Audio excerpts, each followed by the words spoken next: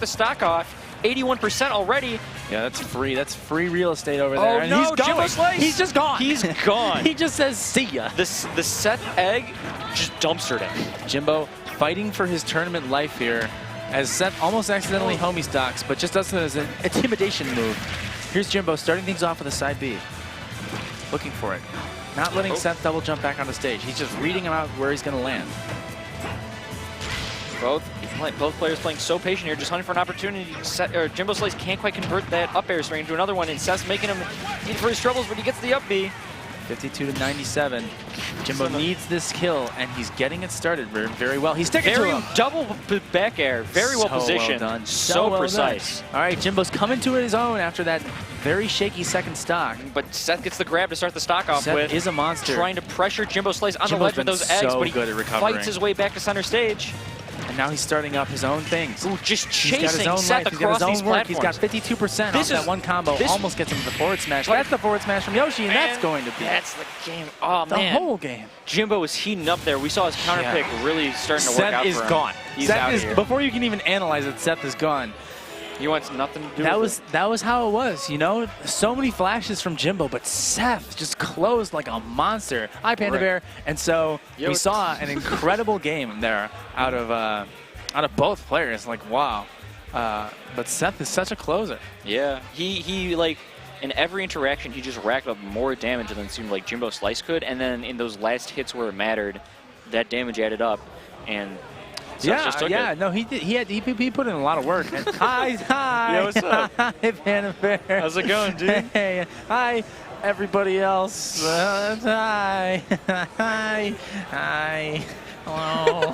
Hey, it's Raven King. Hi, Panda again. He wants more. He's going back for more. I don't know what this is. Please put the camera on me. On the crowd. Please just zoom in on me. I'm going to zoom in on myself now. I'm zooming. He's going in. He has no fear.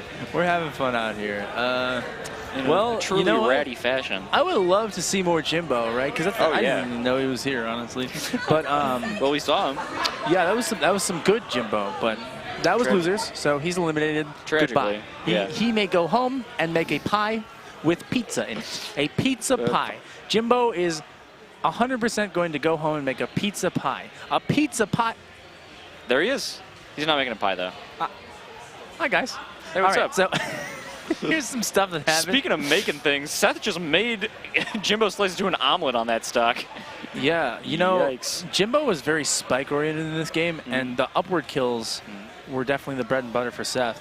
Right, and we see that whiff punish to close out the stock. And this is where Jimbo tries to use his counter pick, uses platforms very fluidly, but at the end of the day, it doesn't matter because Jimbo Slice just I mean, the drag down on that back air and like the hit stun is just such a good setup, like especially you can cancel it into anything, so that's why it looked just like a chunky dunky forward smash, but that was like perfectly set up by the back air because the back air is stupid good. The moment Seth approached Jimbo Slice, he knew, like in his mind, like in his brain, he saw the future. Like the next 10 seconds play out on his brain, and was like, Jimbo Slice clean with his combos. Jimbo Slice is dead, and then he approached and Jimbo Slice died. And you hate to see it, but we got Ned on stream. Ned and Wasabi. The Donkey Kong Pokemon trainer matchup. Interesting to see how this goes. I imagine Ivysaur might be pretty brutal for DK to try and deal with. It looks like... whoa, Ned was hesitating about this choice. I thought Wasabi was at first. No, it was some meditation. He needed to meditate.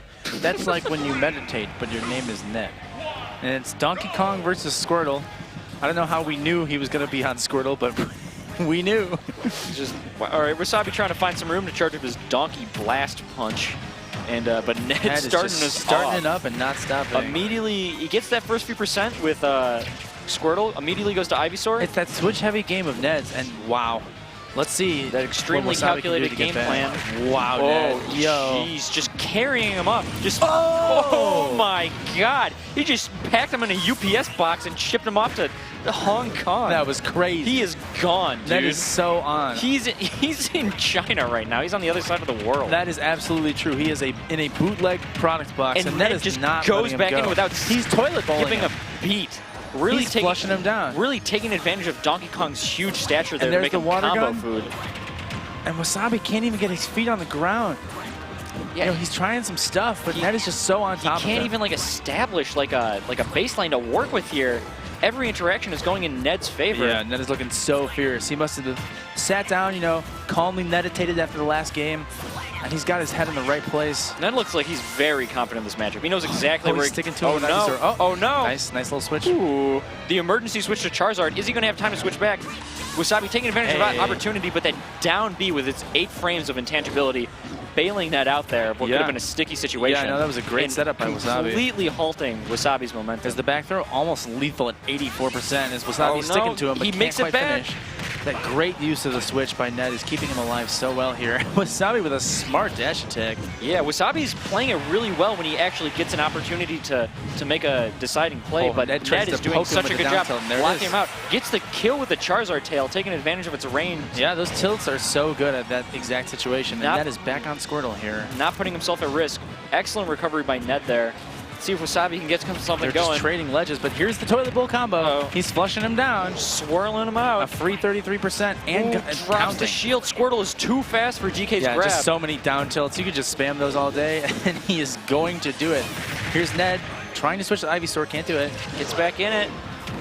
Oh, there's the back air from Wasabi, making so rangy, cleaving a hole in the neutral. I gotta say, it's either Ned or just this matchup being bad, but this looks pretty brutal for Wasabi right now. I think it's definitely a combination of both. Wasabi's playing it so well, but Squirtle just shuts off DK like it's nobody's business. Yeah. Ned's going Charizard for the kill here, trying to duke it out. That F tilt looks so strong right now. Good F tilt, trying to hunt for the tipper fair. Punished, and that's going to be the kill. All right, so Wasabi on the board. Needs to put in a little bit of work, maybe get a nice early punch KO, and then we'll see what happens. Ned's just setting up the Squirtle shot into the Ivysaur 2-for-1 deal. Yeah, I mean, and he's gone. He's out of here. He's been thrown out. That Ivysaur dare is, wow. It goes so far below the stage. You should not dare to contest it. Especially for, it's so rough for DK because his recovery is so linear and it doesn't have any sort of armor or anything. I mean, that first stock, the transition from the Squirtle mid combo to the pull-up, swap to Ivysaur and just-in-time dare was some true anime-level mastery. I mean, like, Ned, that was amazing. Yeah, he just grabbed the stop sign and he just stomped it in to Wasabi's momentum. He just plunked it down. He was like, nope, do not pass go, do not collect $200. I'm getting out of this combo and I'm going to kill you. Yeah, and then he killed him. It was sweet. And here's Ned starting on Squirtle again. We'll see what adjustments Wasabi can make. He's gonna, I think what he should do is not get hit, because it's kind of looking like getting hit leads to getting hit a lot more. Yeah, we see DK's got those sword arms and ultimate, but he's having a hard time leveraging them. Squirtle's got that small stature, makes him hard to hit, but yeah, he can't get his sword arm online. Wasabi's got the forward air. All right, here's some tilts. Yeah. Keeping Ned in disadvantage. This is the right spacing, the sort of thing that he wants. He doesn't want these close range confrontation. He needs those medium range tilt and back air level things, and he's making it happen for now. Ned hasn't gotten anything started too. Wasabi's escaping combos. Wasabi keeping him on the back foot, sticking to him. Going deep, can he not quite? Ned almost stole the ledge there. Very close. Yeah, smart play by both players. Ned to steal the ledge, Wasabi to respect it, and now he's starting it up again. Good approaching nair from Wasabi, but Ned answers with a nair of his own into Catches the no tag. And the forward tilt. Swipes away. Oh, nice. Oh no, he has no jump. Wasabi should be fine. Wow. Ned sniping him. That angle was insane. Yeah, you see, Ned's gone for that a lot already this game. The sort of lower hitbox of that up B will send you straight forward. It's such a good edge guarding tool. And now Ned has the lead where it seemed like Wasabi had kind of adjusted. And he's just staying on Ivysaur. Now he's just clowning around again, but good recovery from Wasabi, going for the meaty up B to catch Ned. I mean, Ned is on Ivysaur, and Wasabi is saying, I be sore. From all this damage that I'm taking. Look. he is looking pretty sore here. Look. Shield. This, in case you were wondering at home, is not scripted. I'm just making things up. Ned going to Charizard for the weight, trying to go for some survivability. Man.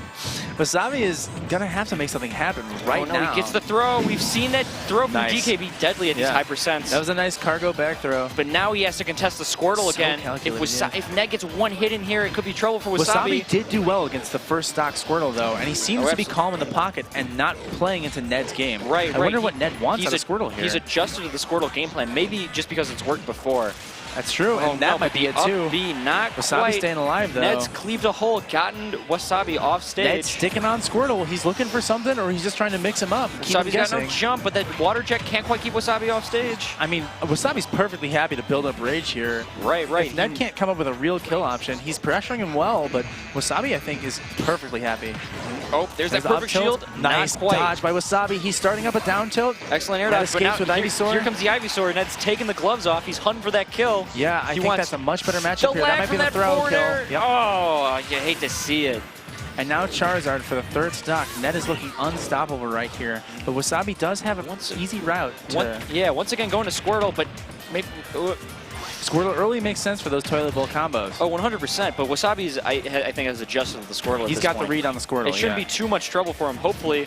But Ned's still Ned, dude. Yeah. Just because you switch to Squirtle doesn't mean like you're off scot-free. And here comes the Ivysaur.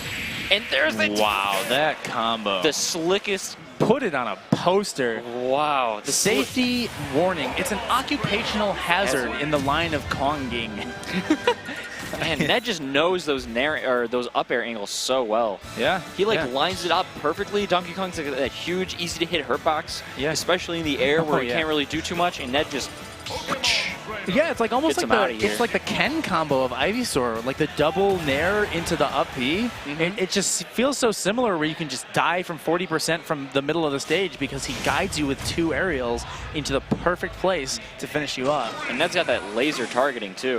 Well, Wasabi's staying on Smashville, staying Donkey Kong, so we'll have to see what's happening. I didn't really see him leverage the center platform too well that last game, but maybe he just doesn't want a lot of space to get carried across the stage by Squirtle. Yeah. It's also possible that Ned is banning Final Destination. That would make sense. And PS2 didn't work out in the past, so. That's right, yeah. Well, I mean, Wasabi started this off very well. He's just picking his fights perfectly. Holding his own. We saw that like the first game, or the second game rather. But Ned, he can just turn it into a circus in half a second, and already he just turned around the lead into the almost death. Yeah, we He's see 80%. We see Ned going to Ivysaur faster and faster as these games go on. That's right. And yeah, he wanted it to turn it around there. He just wants early damage with Squirtle, and now he's starting up the combos as he looks for that up B, can't quite get it. Ooh, but Wasabi he's playing trying patient. Not quite, can't get the spike. But there's that nair to punish Wasabi's get up. Has caught him so many times. It lasts so long, and it's just like Donkey Kong is so big. That up air is vicious. Oh. Ned, what are you doing? Ned, what are you doing? The BM Flare Blitz. I don't think Can Wasabi punish? Not quite. Yikes, that's got to be rough. But catches him with the up B. Squirtle sitting pretty at 102. Can Wasabi make something happen here? Still on the back foot. He needs to finish this kill. Oh, no. Ned, I think Ned's in his head. Yeah. Oh, no. Wasabi busts out into the back air. That was amazing. That was such a good conversion. Cleaves his way back in seamlessly. It's like you wouldn't even notice. That's right. He's been behind this whole game. And that's a nice spike. Can he finish this off? Not quite. Not quite. Can't go for the second one. Well, he's still a little bit in the driver's seat as Ned chips away. Right. But he takes center stage. Wasabi's got a pretty good amount of momentum here. Can he make something happen? That platform is kind of working against Wasabi right now. Ned can camp under it all day and has so many hitboxes that poke through it. Right. He can just catch. That platform really values. Oh, God. Yeah, Wasabi went a little bit above the lip, and Ned punished it easily. That meaty up B. And now Wasabi might be on his tournament stock. Busts out with the up B. It was a nice little counter using that super arm in those early frames. And now Wasabi needs to take center stage and make something happen. That's what he's doing right now. Goes in with the down B. With the down B, but it's not enough. Oh, the multi-hit. Again, he wants to follow up. He grabs the air. He almost has him. But Ned with these nair strings, is this it? Is this it? It's the Ned combo. No. Oh, man. Good job.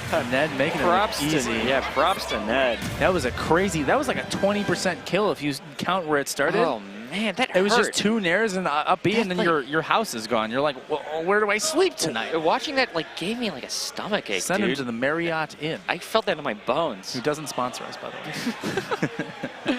Yeah, that was a dirty kill, you know. Beautiful stuff from Ned there. Truly. Ned, you know, he looked a little bit off. Right. When Wasabi started adjusting to that Squirtle, and then it was like he seemed like not to know what to. Or not. He didn't. He's a very momentum-based player, but when he recalibrates, man, he can come back so fiercely. Right. He just needed to readjust, go on that Ivysaur game plan, because I love his game out of Switch, but I don't know if anything is as good as his Ivysaur. I mean, it's only one matchup, but I mean, if you want my this caster's professional opinion. I think the Squirtle might have been a little more experimental, but maybe he uses it in the early defense, especially against Donkey Kong. It seems like he uses Squirtle for that free 30% right at the beginning, and I like that. But he was sticking on the Squirtle for quite a while in some of those stretches. Right. Yeah. It also is possible that, like, just like the Pokemon have stamina, oh, such a clean Ned combo. He wants to preserve, right, the Ivysaur and Charizard and prevent his opponent from getting it downloaded. Right. So if he's in the lead, he's like, okay, I'll run out Squirtle. I can take some losses here. Exactly. Let them get comfortable. Let them get adjusted to the Squirtle, and then swing the momentum back with the switch. Absolutely. Ned really takes advantage of that aspect Panda of Bear Pokemon hates trainer. his headphones. He's yelling at them. Now he's yelling with them. Now he's yelling at them. Now he's yelling into them. He hates them. He's like, forget about these headphones. Oh, I think he actually likes them. I have ascertained that it's possible that he actually likes them. He's got the one headphone off, though. This stylish look as they pick stages here. That's right. He wants to hear us. He's listening. Hey! Hey, what's up, homie? He's saying something. We can't hear him, so his words aren't important. Our words are important because we are commentators. That's what you came here to see, right? Us? Yeah, right? absolutely. Yeah, us unprofessionals talk about how well these awesome players are playing. And let's talk about just how good the quality of games that we've seen today is. So much back and forth, so many new horizons being explored. I love it. Panda Bear looking to get some reps in against this level 3 CPU.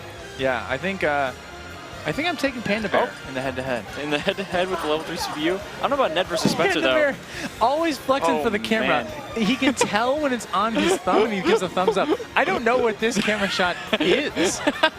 Hey, if you wanted to see these awesome chairs, the thumbs up. Oh my gosh. Thumbs up in chat. Thumbs up in chat for Panda Bear. Thumbs up in chat for Super Smash Bros. Ultimate. Panda Bear, the champion of the people. He wants to be a meme. He's a living meme. He's already a meme. Let's be honest. He's achieved his goal. We got Panda Bear versus Spencer. Another Villager Ness. Is the meta Villager versus Ness? Spoiler alert, it is not. We'll have to see if Panda Bear can cleave his way through another Ness to stay in this tournament. Yeah, and you know, I love watching these guys play. Oh yeah. This matchup is beautiful when it's at a high level. Absolutely. I would say this is a pretty high level. They interact on such an interestingly similar basis, given how different the characters are fundamentally. But the specific nature of their mechanics are so, like you saw in that last... oh, he's got the ball! Oh, the two-frame! He's dropping the ball.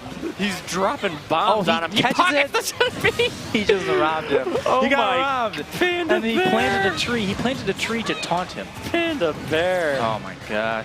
He's like setting up shop. He's settling down. Yeah, he's selling a lot of different items. He's starting a family. Yeah, he will sell that electric jolt that he just stole. Oh man, did he still have it pocketed? No. I don't believe so. I think he tossed it. I think the overlay might be obscuring, but no, it seems like he tossed it. He does not have it anymore, and he does have a pretty big lead here. As that's so huge in this game of chicken. Right, but I feel like Villager, we saw in that last set with Panda Bear versus ATATA, I believe, that he was using Pocket so well.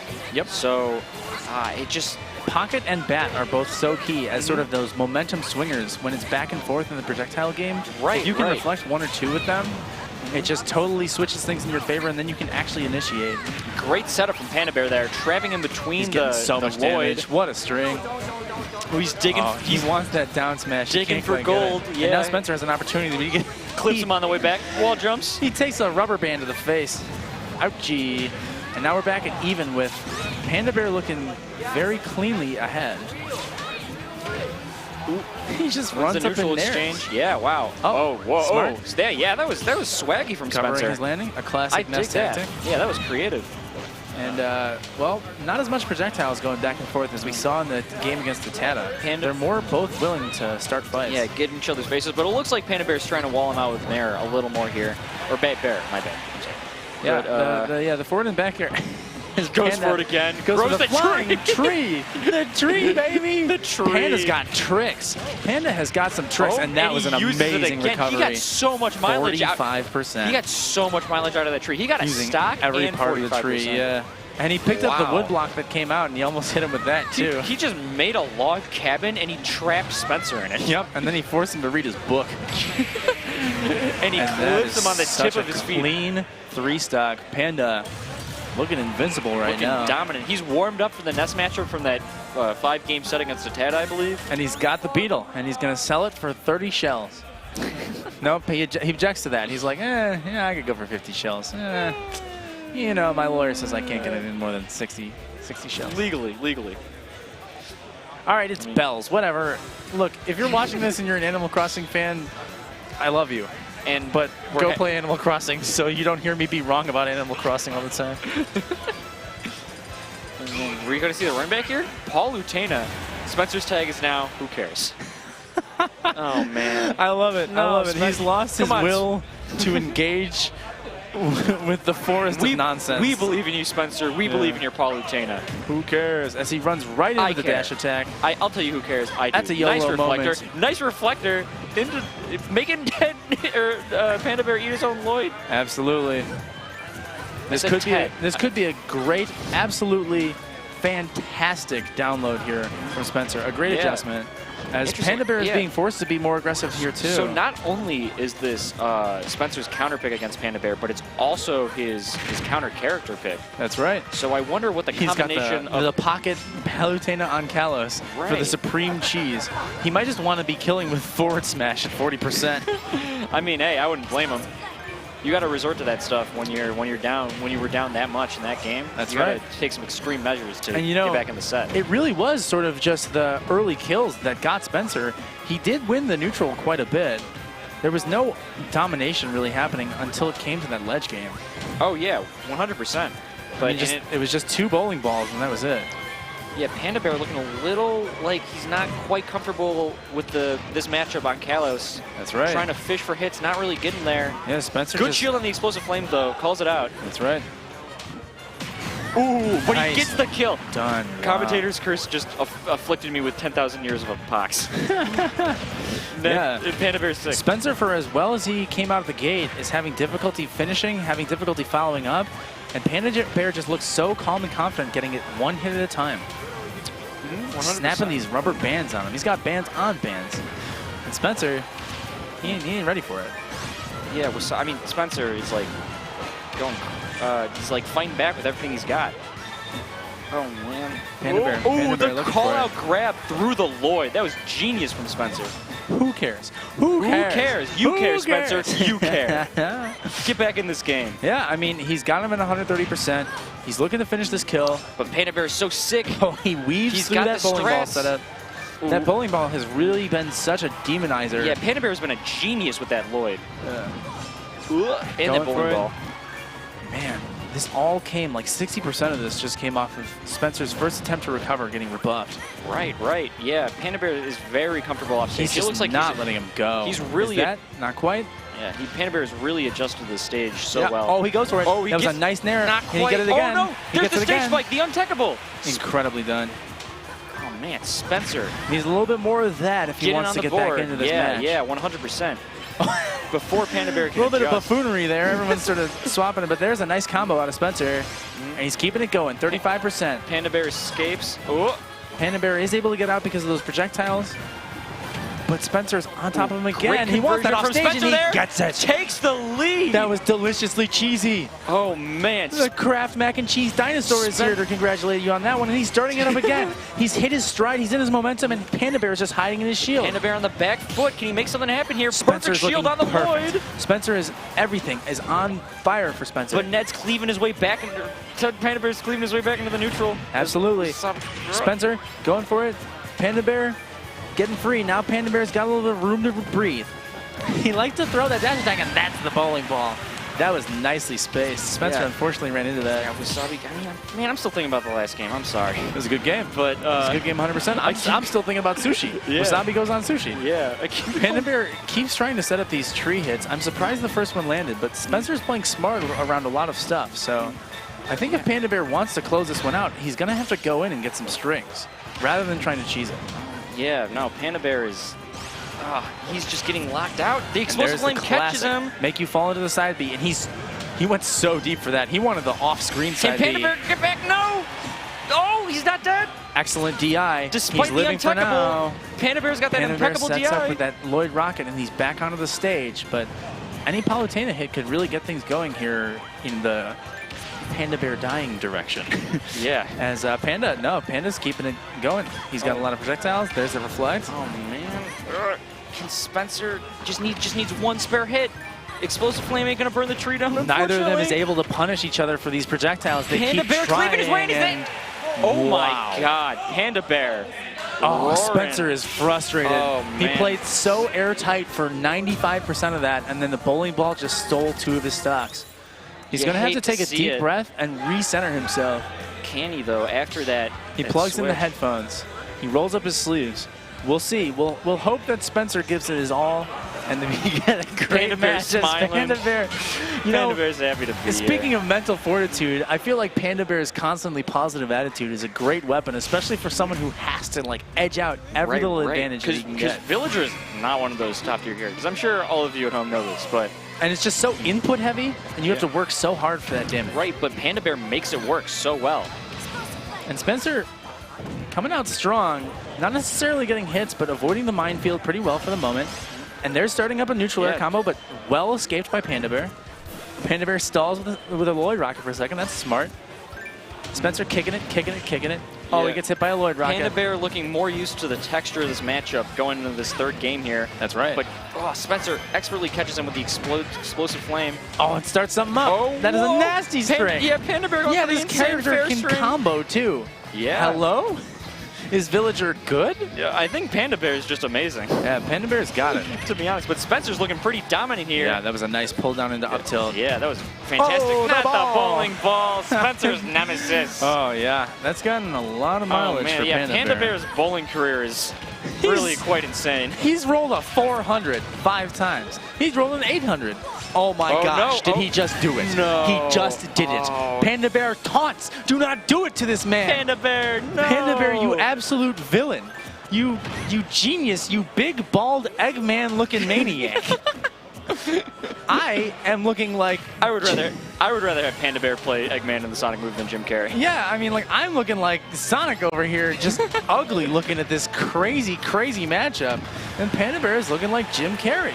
He is an absolute maniac. Nice. Gets a falling Nair. Spencer getting on the board. Can he make something happen there? He's going to have Panda Bear comes roaring in here. Yeah. Spencer is just fishing for it. You know, he needs a few clean kills, and then he'll get there, but he does not have a lot of time. He does not have a lot of life. Spencer needs to adjust quick to Panda Bear's like unstoppable like maelstrom of just like slingshot. He's getting it 2% at a time. He doesn't need to follow up on the slingshot, but eventually if he chooses to, he could get a kill. Right, Panda Bear is playing so safe for the lead. But here's an early opportunity. Oh no.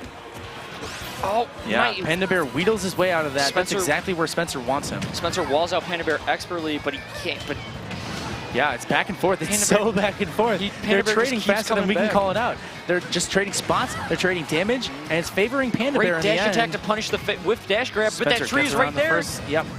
Oh no! That's how Spencer feels right now.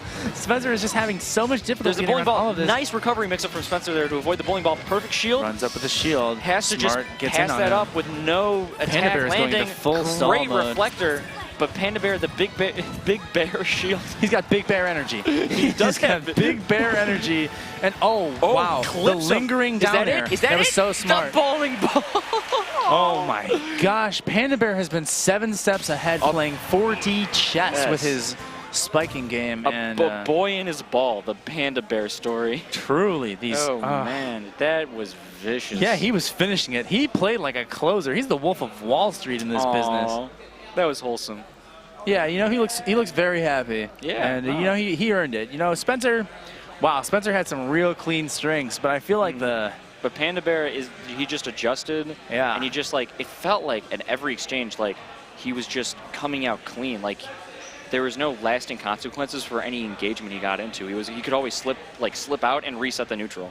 Yeah, and the mental game was just so in Panda Bear's favor. Right, yeah. It just takes a lot out of you to have to face that constant barrage. Here in this very exciting game 1, we saw the beginnings of the legacy of the bowling ball. Yeah. Oh man. It's just got such a big hitbox. And Spencer just could not adjust throughout the entire game. We're going to go 3 for 3 on the bowling balls? I find it quite likely. That was like 8 of those 9 kills. Yeah, that he got. no, the wind was definitely in Panda Bear's sails that entire time. You gotta, but Spencer, under that kind of pressure, under that kind of like mental, like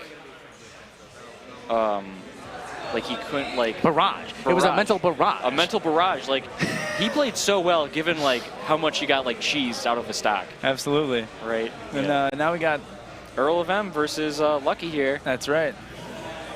Lucky with the piranha plants on his shirt. I can't and believe the piranha I'm playing plants on the screen. I can't believe I'm playing against Piranha Plant in my favorite game.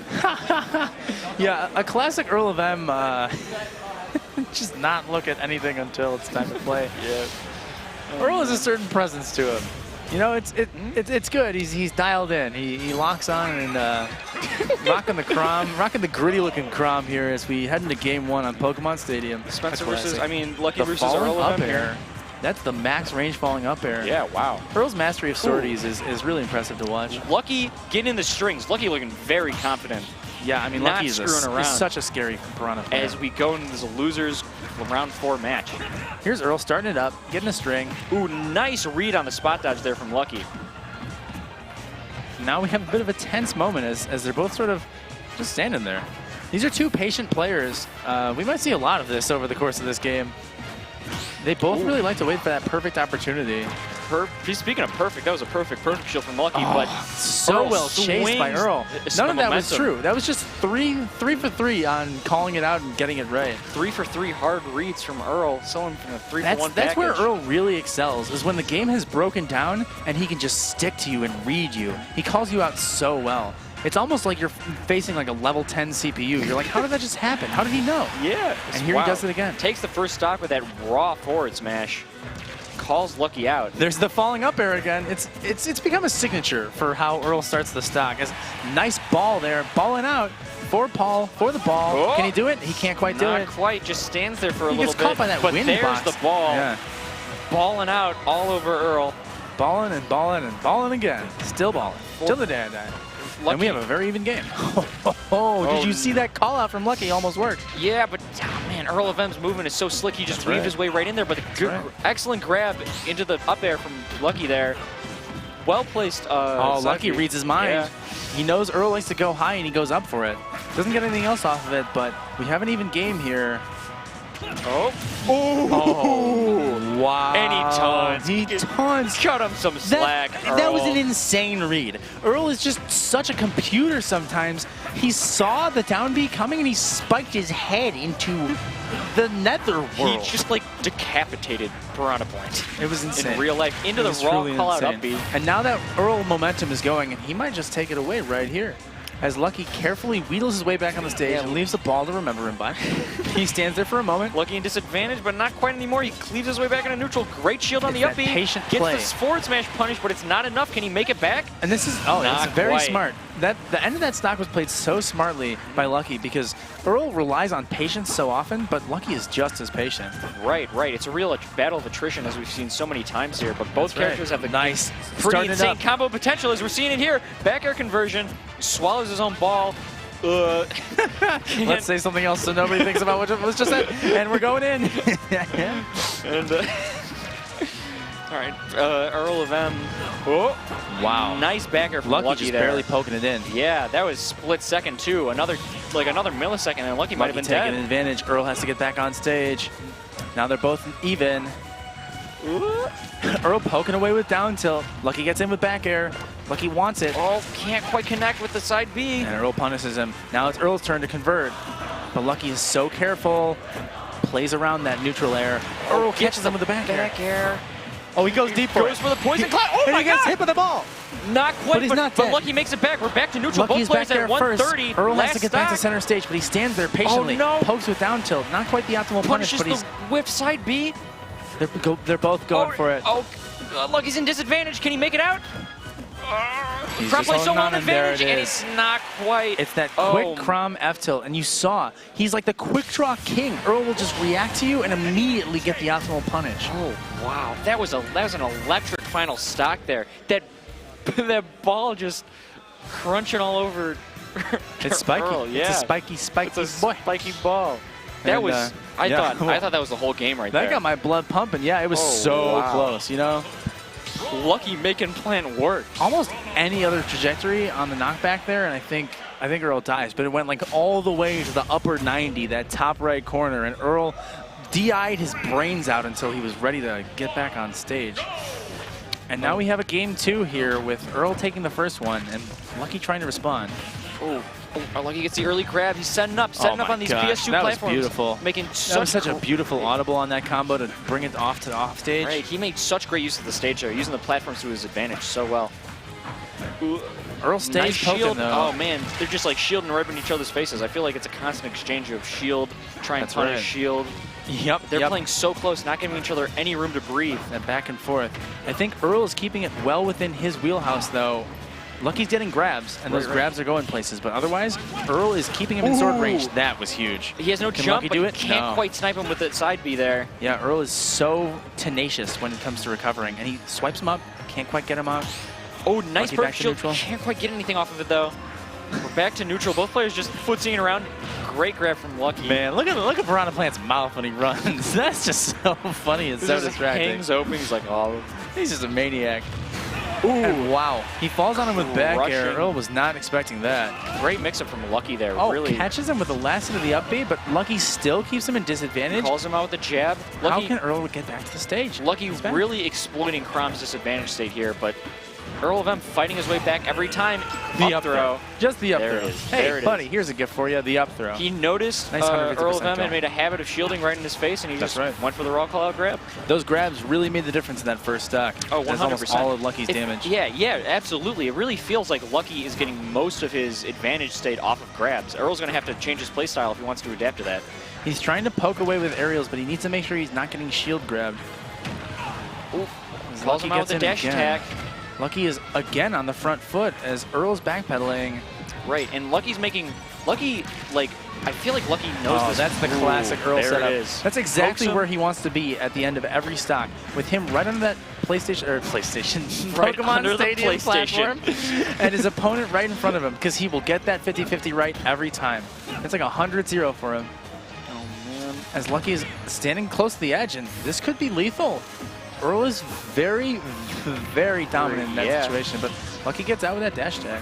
Yeah, like both. I feel like both of these characters don't have a great disadvantage state. Is that going to be it? Oh, the double spike, but the angle's awkward. Unfortunately, yeah.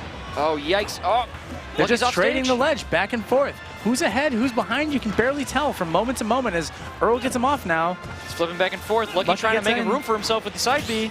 Oh, the double perfect shield. Earl sniffs it out. Good air dodge from Lucky there. Gets the read. Every time one of them gets ahead, the other one just weeds their way out. But that might be. No, it isn't. Great DI from Lucky. So weighty. That's right. And he goes for the... I'm not sure what he was calling out with that, but I appreciate the creativity. He just wants to show everyone his poison cloud. Yeah, that's right. You know, and hey guys, I can make poison. He truly can. No. Ooh. Earl turning to this neutral B and not really getting much success with it. Yeah, no. It's the neutral B curse. There's so much back and forth here. Earl gets a quick swipe with that forward tilt. Can't quite get that either. Just chilling. Just the stare down. Ooh, yeah, double shield. They're just trading shields back and forth. Yeah. Ooh, Earl goes for the big brain spot There's dodge. such a metagame developing between the two of them with these shield pass-offs. Lucky just went for roll as Earl went for air dodge. These players are so evenly matched. That's it's insane. It's like they're like operating off of like the same base set of instructions from the Hive Mind or something. This is truly a Dragon Ball Z style power level matching fight. Oh, 100%. It's so... Both players are well over 100 here as they hunt for a kill. Oh, that's the back air. The back air covering so much space. That Crom Bear, he's going to Crom Bear you. And, Lucky responds in kind. Oh, my God. He goes somersaulting into the stadium. Yeah. Earl was probably like, yeah, I'm safe here. Yeah, right out of nowhere. Lucky's side B had other plans. Ooh, nice conversion from Lucky there. Pushing Earl off stage just where he wants him. Yeah, Lucky needs to take this lead convincingly because Earl is such a dog on that ledge. He will not let you beat him. He knows, like, he needs to stay in advantage, like, because he has barely anything else. That's with right. His character. And he does it so well. He will just download you. Oh, and here he goes. Strings.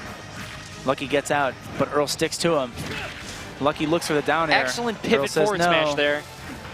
Earl's got him right where he wants him. Sets up with that forward tilt. Earl has such commanding movement, controlling the entire stage, not letting Lucky Nice roaring full back hop in with out a of dash Lucky. attack. That was smart. That was like the only way out of that. Right. He whiffed Earl's response and just used the dash attack to get right back on stage. And now Earl we're back to neutral. Yeah. Where it's a toss-up. Both players at kill percent as they go into their last stock here. Lucky has to evade Lucky so much. Once Nice again in neutral get up. disadvantage. Earl's not letting him go. He's trying to read. Fishing for an opportunity, hesitant to go for the grab Nice in case dash attack for Lucky. What can Lucky get off of this? He goes for the ball. And yeah, Earl already above it by the time it's out of his mouth. Earl saw that, snuffed that out. And there's the back air. Back air, and that's the game. Wow. Oh, man. Yeah. Earl is like a shark, man. When he smells blood in the water, he just grabs on him and will not let go. Right, and that's been the difference maker in these. They'll play it close, but Earl will have that final word because he is just such a cold-blooded Steph Curry killer when it comes down to clutch time.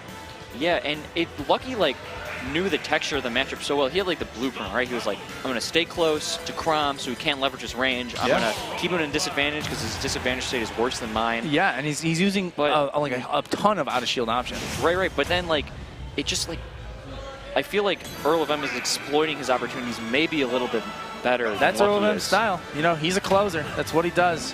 When he gets you off the stage, he closes. Good luck, yeah. It's closing time, fellas. Oh, wow. Whoa. Can that be? Whoa. That is. Whoa. He did we it, are baby. 12 seconds into this game, and that was Lucky the nastiest is up first stock.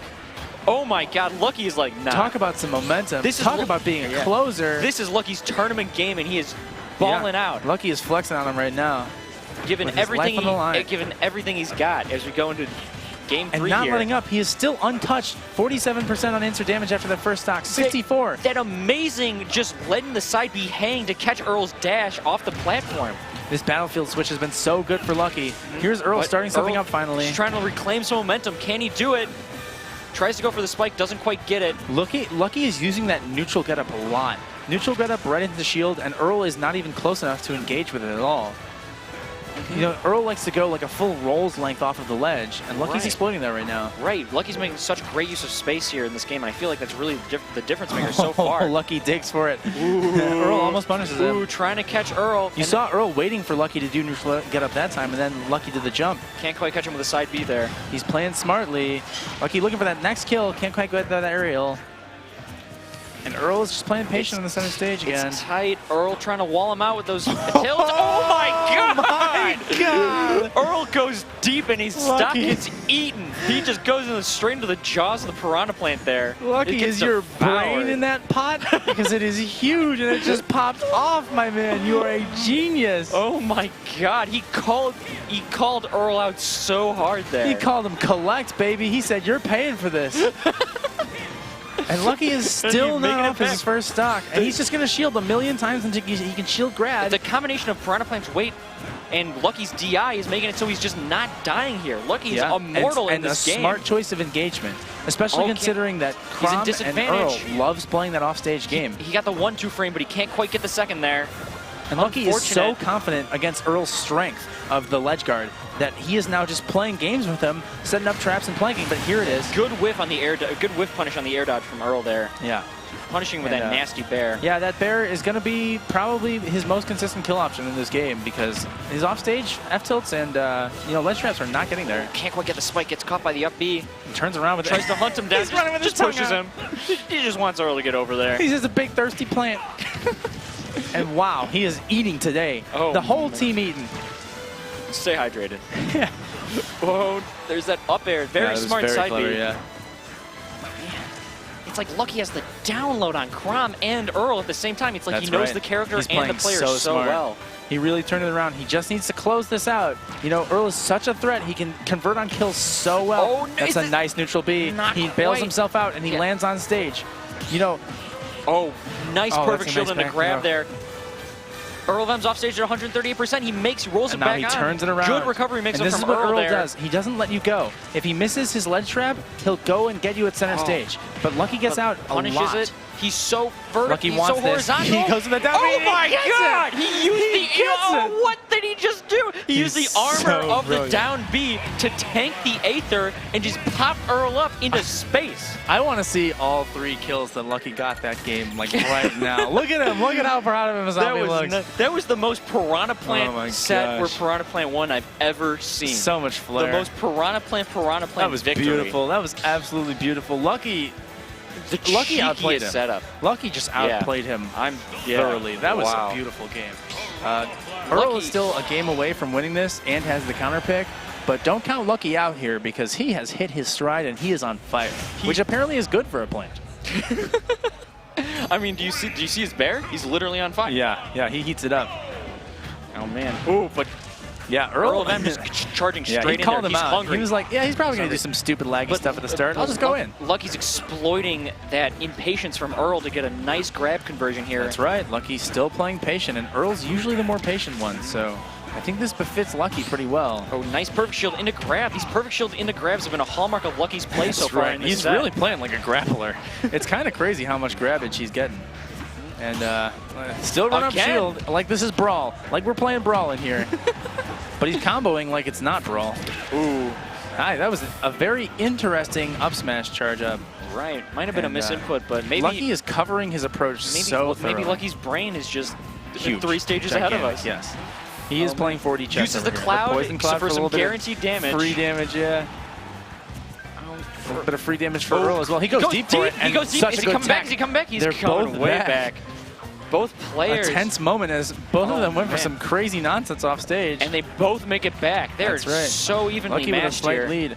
And you see how, even though Lucky is a heavy, this stage selection and its tiny ledges, or its tiny blast zones. Oh, he went for the suicide. Very interesting. Didn't quite get it, though.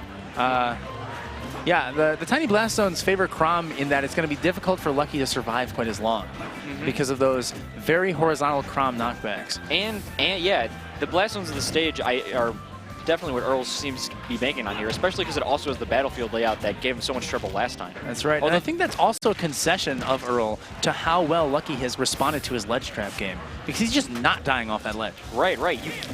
He's going for these neutral Bs, but they just aren't connecting. He's just escaping so well. Yeah. Oh, but the weight Lucky's and DI of Lucky and Piranha Plant. Not even Yoshi's can kill him, and that's a nice neutral B, yeah. That's probably another feature of Yoshi's that Earl wanted to exploit. Right, the slopes make your recoveries kind of jank and make it easier to 2-frame. And now Lucky was looking strong, and now he's looking strong again. It was slightly even for a second, and now Lucky with that slight lead. Cartwheeling Earl into disadvantage state once again, chases him down. Close. This tech chase is insane. 81%. That's a big lead for Lucky. He's widening it, but Earl started up. Earl fights his way back.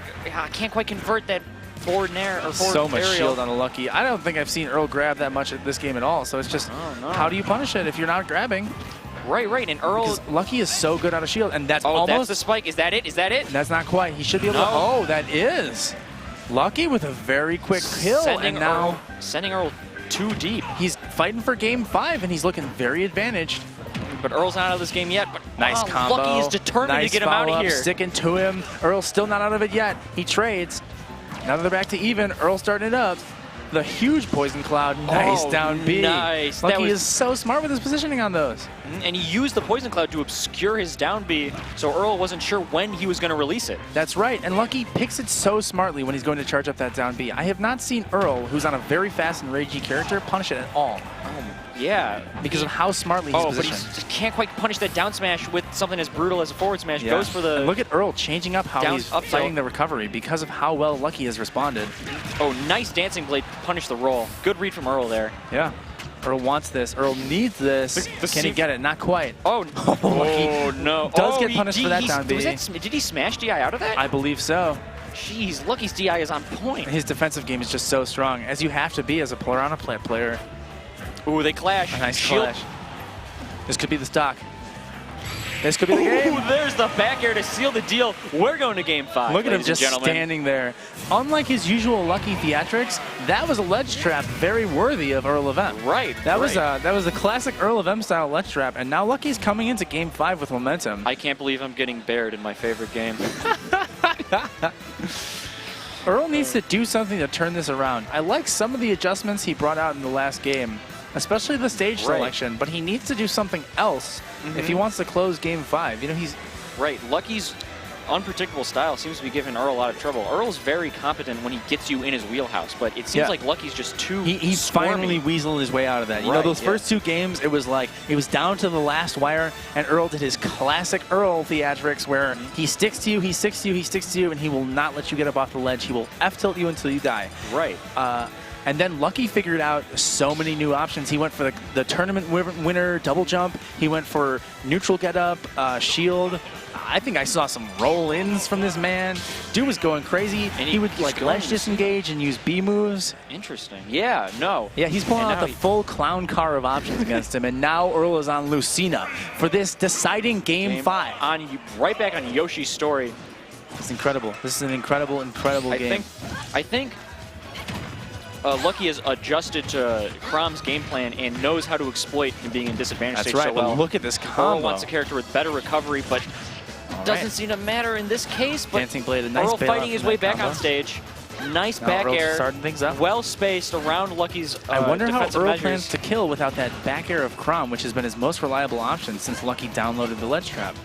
Right, but now Lucina's changing things up a little bit at least.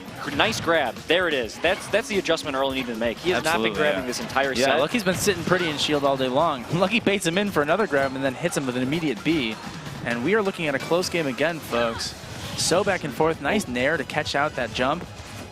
Oh, Lucky is just playing so persistent, so close, and reading so well. Earl of M attempting to use those platforms to get a little bit more space. Yeah, and every time they go for each other off stage, you gotta hold your breath. What's gonna happen next? Lucky wants to set up the ball. There's just get some poison damage. Better recovery. And up B, Lucky can't punish. Saving Earl of M some damage here. Oh wow, can Lucky get out there? He gets out. Not quite. The shield, the run-up shield. They're both in pretty easy kill range for each other if they get a nice move or a good grab. It's tight. Oh, again, both swallowing just gonna the side B. Sit pretty and shield. There's a grab. Can he convert? He fades back. He's not. He just wants poison cloud damage. Notice how Lucky is not as confident challenging Lucina offstage as he was Crom. That's right. Tougher to read, but there's the up air, sending Earl straight off the top. That's hype. The crowd's getting crazy for this.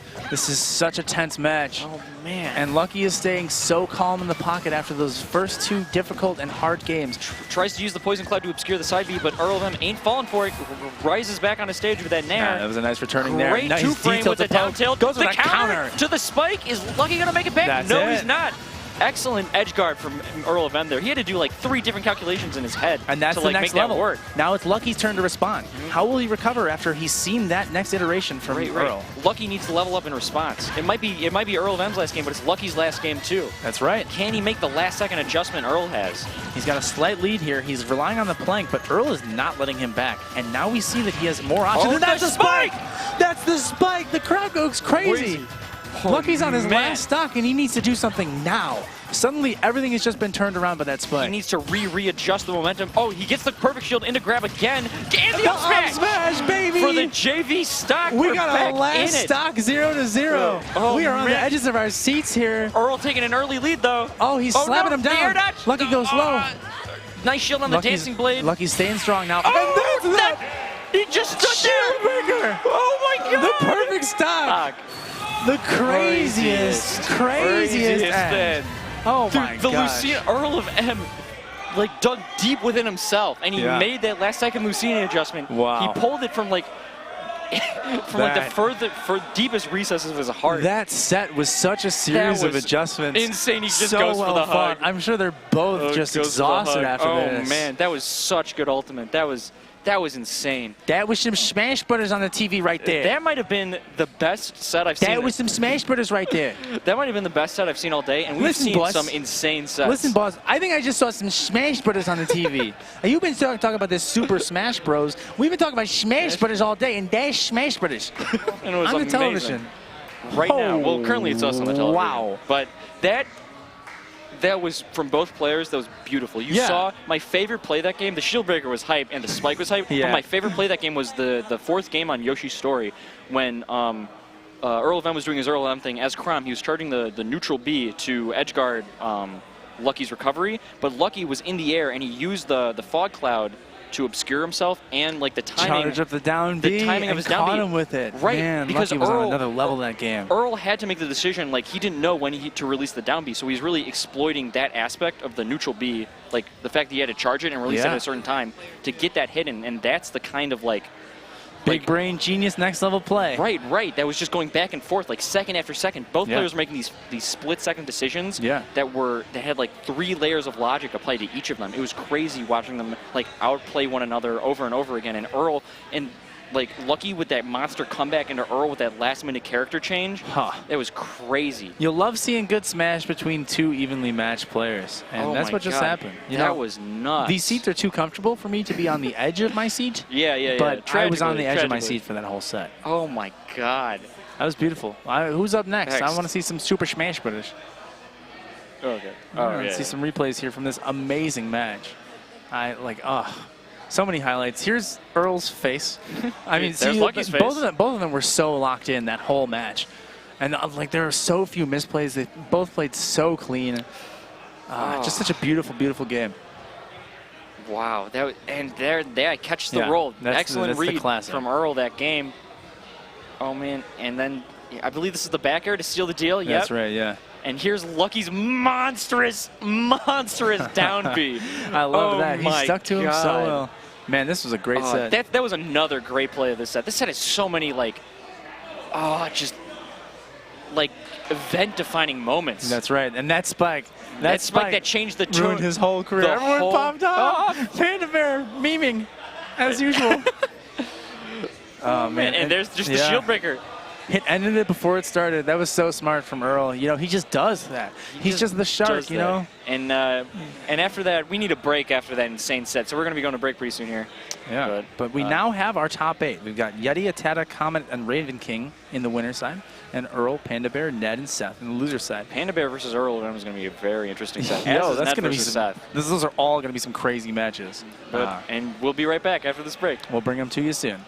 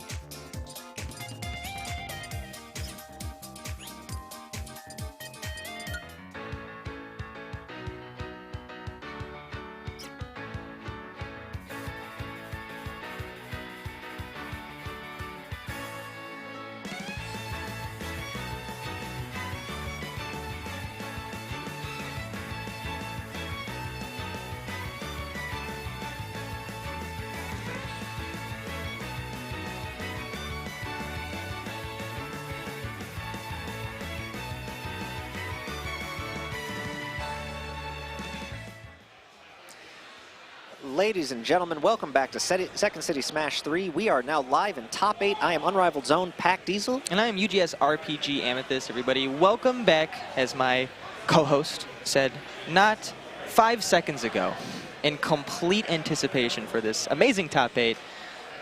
We have 6 Chicagoans, 1 Minnesotan, and 1 Wisconsinner. Yes, we have quite the cast of characters, too. We have a Yoshi, a Villager who may or may not play Villager, a Ness, a Mega Man, whatever Ned decides to play. Yeah, that's random. A Sword Man in Earl. They're a dime a dozen. Yeah, we have quite a few variant characters, and that has kind of been the story of Smash Ultimate from day one all the way up until now, is the wide cast with the general amounts of balance. Sure, you're going to see some overlapping characters, and not everyone in the cast is going to get constantly used, but you'll get a lot of top 8s that have 4, 5, 6, 7, up to 8 just different character mains. Ned is going to go with his tried and true, his main, his faithful Pokemon trainer against Seth's Yoshi. Yeah, this is loser side number 1 and 2 in Chicago. So this is about as big of a Chicago team kill as you could possibly get immediately into top 8. So one of these really, really good, solid Chicago players who have played against each other a lot is going to go home right here, right now. Yeah, and that's rough for both these guys, losing a little bit early on. Ned and Seth both projected to likely make it to winner semis either side, and they're playing in loser's side of top 8. Yeah, it's unfortunate. But, you know, unfortunate for them, but great storyline building for us as Ned pops him with the virtual 0 to death. I think he got hit one time in between. Yeah, that was sort of the story when Ned was going against Comet, who was the person he lost to in winners. His Ivysaur was not looking very clean at all. In fact, for most of the back end of that matchup versus Comet, he was going Charizard. He even started a game with Charizard, and that's when everything took a crooked turn for the worst.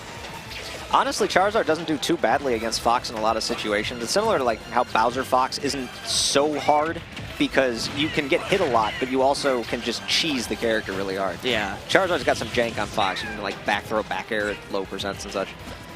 But in this matchup, now fortunately I've been able to play this one a lot, just from playing against Sturm's Yoshi forever and playing against Seth quite a bit. But all of the Pokemon have different things against Yoshi in different circumstances. Nothing you have is useless.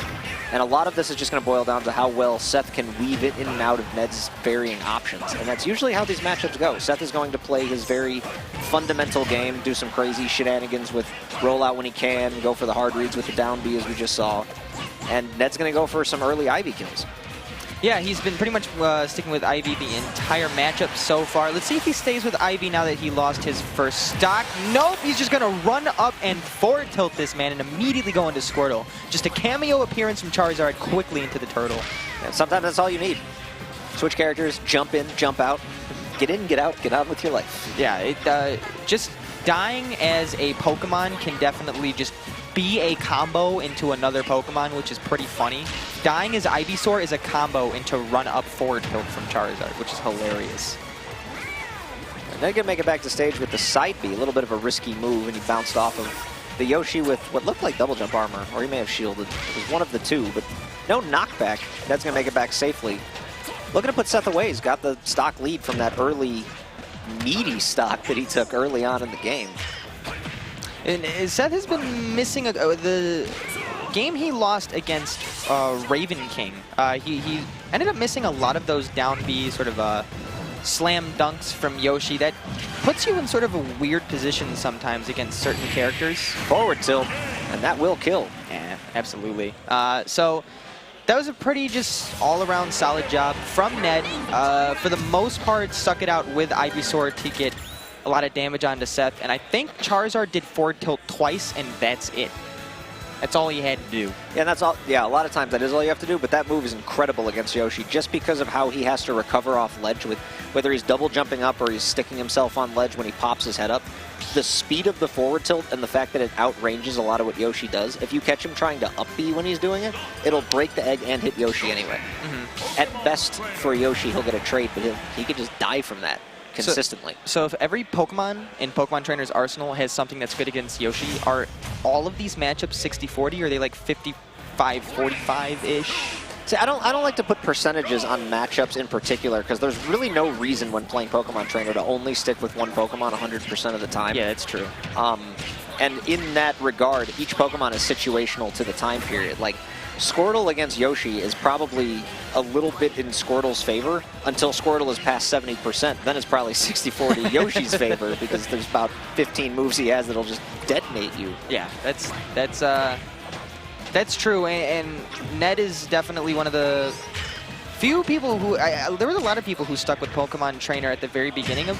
That was nice. The jab block scooted him across the stage a little bit, jabbed him again, and then the forward smash to make sure you get that stock. But there were a lot of people who played Pokemon Trainer at the very beginning of Smash 4. Everyone thought this character was broken immediately. Yeah, not too many of them that stuck with just like Squirtle as a main. That's what Ned was doing at first. And he's been slowly transitioning to more Ivysaur, I think, realizing that it's just much easier to take stocks with the character. Yeah, and Ned definitely has his moments where he's feeling one Pokemon over the other. If Ned has a downfall, it's probably that. The inconsistency when it comes to exactly what Pokemon you should be preferring in a certain situation and why. Whoa, that was a good Vine Whip. But if Ned can just get on that consistency level all the time with every Pokemon, he's going to be near unbeatable.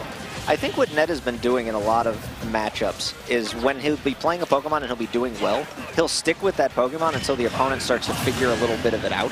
And he doesn't really have a need to switch if the opponent can't do damage to him or put him in a disadvantageous position. That's kind of exactly what happened against Comet. He just ran with Charizard so hard and Comet had no answer that eventually he just started going all Charizard. Then Comet had him figured out, but Ned was, in my opinion, so locked into solo Charizard mode that it was like he was stuck like glue. Couldn't get out of it, and then he just lost the set. All right, Ned looking a little worse for the wear this game after taking the first game pretty convincingly. It's Seth's turn to respond, and he's been doing it in kind, but Ned looking to even that out with that up air, just barely missing. Yeah, I thought for a second he was maybe going to bait Seth and moving a little further out for the Vine Whip, but it didn't end up happening. But this is that sort of situation you were talking about earlier where it's kind of incredibly hard to come back to stage if you're Yoshi against Pokemon Trainer. Yeah, and it's pretty much every single Pokemon has something. Squirtle can back air you, Ivysaur can dare you or fair you, and Charizard's got the really good forward tilt for the situation. And there it is again. Forward tilt's just excellent against Yoshi, the way that it's spaced. It's really good against a lot of characters, but I feel like Yoshi in particular has low options to handle that move.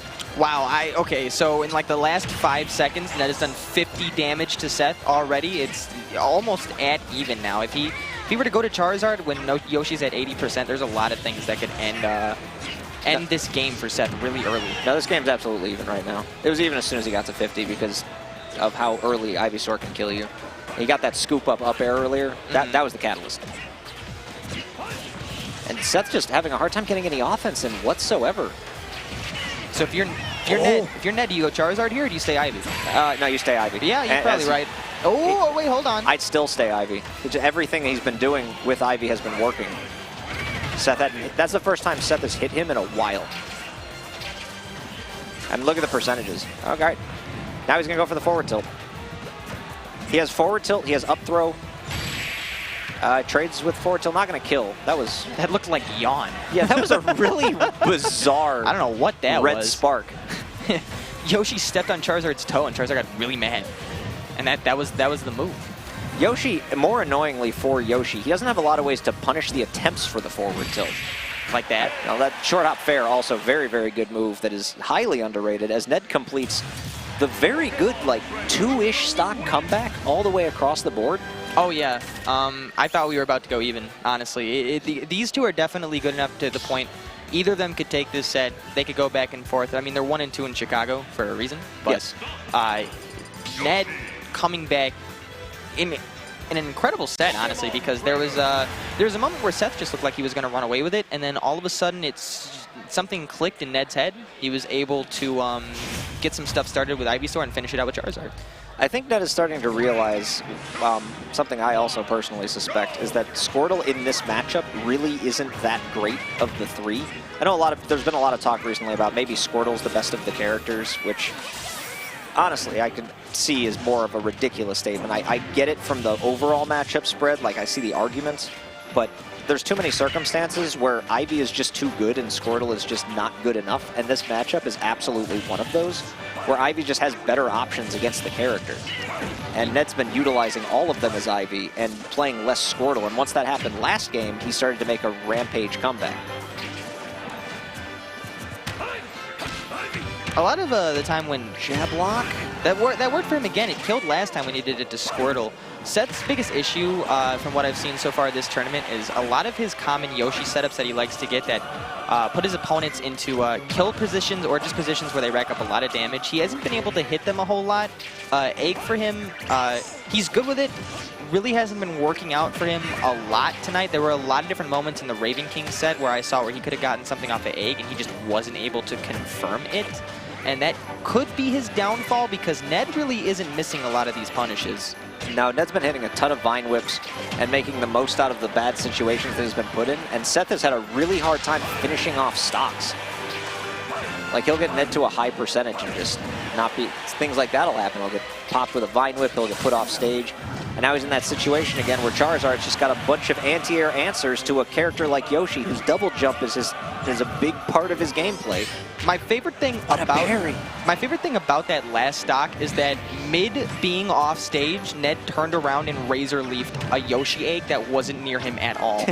He just killed Yoshi's like 17th child for no reason. Proclaimed dominance in the ecosystem of Yoshi. Back to Squirtle, it's yeah, see, right off his Squirtle, he gets the chip damage and says no thank you. And look what Ivysaur just did, 3 up airs. Yoshi's in disadvantaged state and at 86. Squirtle's good, but he could not have done that. No, I don't think so. And he also has been getting Ned, Ned has been getting Seth to the off the stage a lot this set. Especially when he's been Charizard or Ivysaur and he's been taking complete advantage of that. Just wow, like that. He went so deep, and it gave him the hard hit of the Vine Whip. That was a weird angle. I don't know how that move works 100% of the time. Neither does the Pokemon Trainer, main. You just kind of throw it out, and you hope that you're going to get the hard hit a lot of the time, I feel like. Obviously, there's the confirms, but in a situation like that, you can't know that you're going to get the hard hit because you can't even see how Seth is recovering. But you can know that Yoshi's hurt box is so large in general because the character's model is so big that you've got a pretty good chance of taking the stock. Ned going out there, taking the risk, has it pay off. And all of a sudden, this set could be very, very close to over. Ned Charizard right now, it's not going to take a whole lot to take out Seth at this point of Charizard, but he was able to get that stock off of Ned, so Seth is still very much in this thing. That was a very strange off-stage switch to Charizard. He could have recovered fine with Ivysaur when he did it. Charizard got punished. Ned with the flip-up. I've been seeing him do that a lot more, where he uses the Vine Whip to, like, propel himself with the momentum. He's trying to get back to Ivy. He's got no reason to stay Squirtle when you could die at 60. Yeah, I mean... He got juggled for it too. He took about like 30% for going into Squirtle. Up air gonna do it for sure, and Ned is gonna 3-0 Seth. A dominant statement in this whole 1-2 in Chicago argument here at Second City Smash 3. Yeah, like I said, both of these two are more than capable of going even in tournaments like this, absolutely. But Ned definitely proving why he is #1 there. Everything he did when it came to his Ivysaur that game was a lot cleaner than it was when I saw him facing against Raven King. Yeah, absolutely. And that's because Ivysaur's a little bit scarier when you're fighting a character like Ike as opposed to a Yoshi. You look at a character like Ike who can hit you with a stray nair and just destroy your character. It is unfortunate when that kind of thing happens, but against a Yoshi, there's a lot less risk in a lot of your reward that you can get. I mean, what you'll see, I think, probably a lot of these replays is you won't see as much Ivysaur early on as you see the Charizard forward tilt that he hit because Yoshi just has a difficult time dealing with that. And he did take it with the forward air here, but he played a lot of Ivysaur that game too, and he used Ivysaur for pretty much, I'd say 80 to 90% of game 3. Just pretty much played Ivysaur against Yoshi and took a 3-0. And that was sort of the thing I was talking about with Ned, where he definitely will go through different spells of him being more confident in one Pokemon than the other. I think long run, it'll benefit him to just always sort of be confident in every Pokemon at all times, because he could have finished that set out versus Ned with Charizard. Seth had like 120 damage, and Ned had like 30 damage on him, and he was Charizard.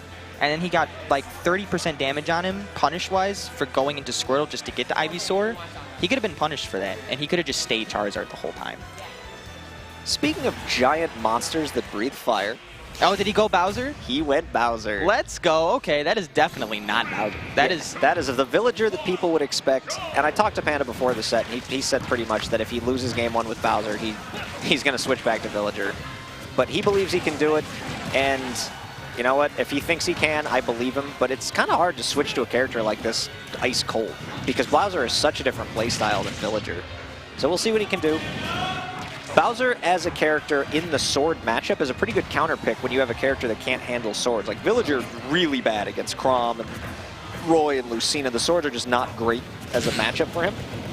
Bowser does not do poorly against these characters. It's harder to kill them at a reasonable amount of time as he runs up and down Bs on the ledge. What a madman. You know what? I agree that I don't think that Villager does extremely well against swords, but there's been a lot of times just in Chicago in general where Villager has given Earl a run for his money, and even at Smash and Splash when he went against Goblin, Panda went Villager and he won. I don't know if he hates the matchup though. Oh, does he hate it? He hates it. And you have to understand that just because Panda has been kind of making the matchup work, that doesn't make it better. That just kind of speaks to how well Panda was playing that day, or how good of a player he is, that he can do that. And you can see with this Bowser, this literal ice-cold Bowser with virtually no warm-up, if any. And he's going even, and as he takes 40 and change % with that neutral B, you have options against swords that just Villager doesn't have. You can approach the opponent. You can take some hits that won't just kill you instantly. I don't know if I ever have been angrier than the one time I went against Bowser in bracket and I just got toaster oven to 40% for just landing next to this character. Yeah. Getting hit with that flame breath is just so aggravating. Yeah, and you can't really shield it either. You kind of have to just get out of there. And while this matchup is not as bad as maybe it looks in some of the cases where Chrom will, neutral B you off stage, again, this is Panda off the bench, the secondary character. He's dead? Yeah, oh yeah, he's dead. Yep. That's the problem with this matchup.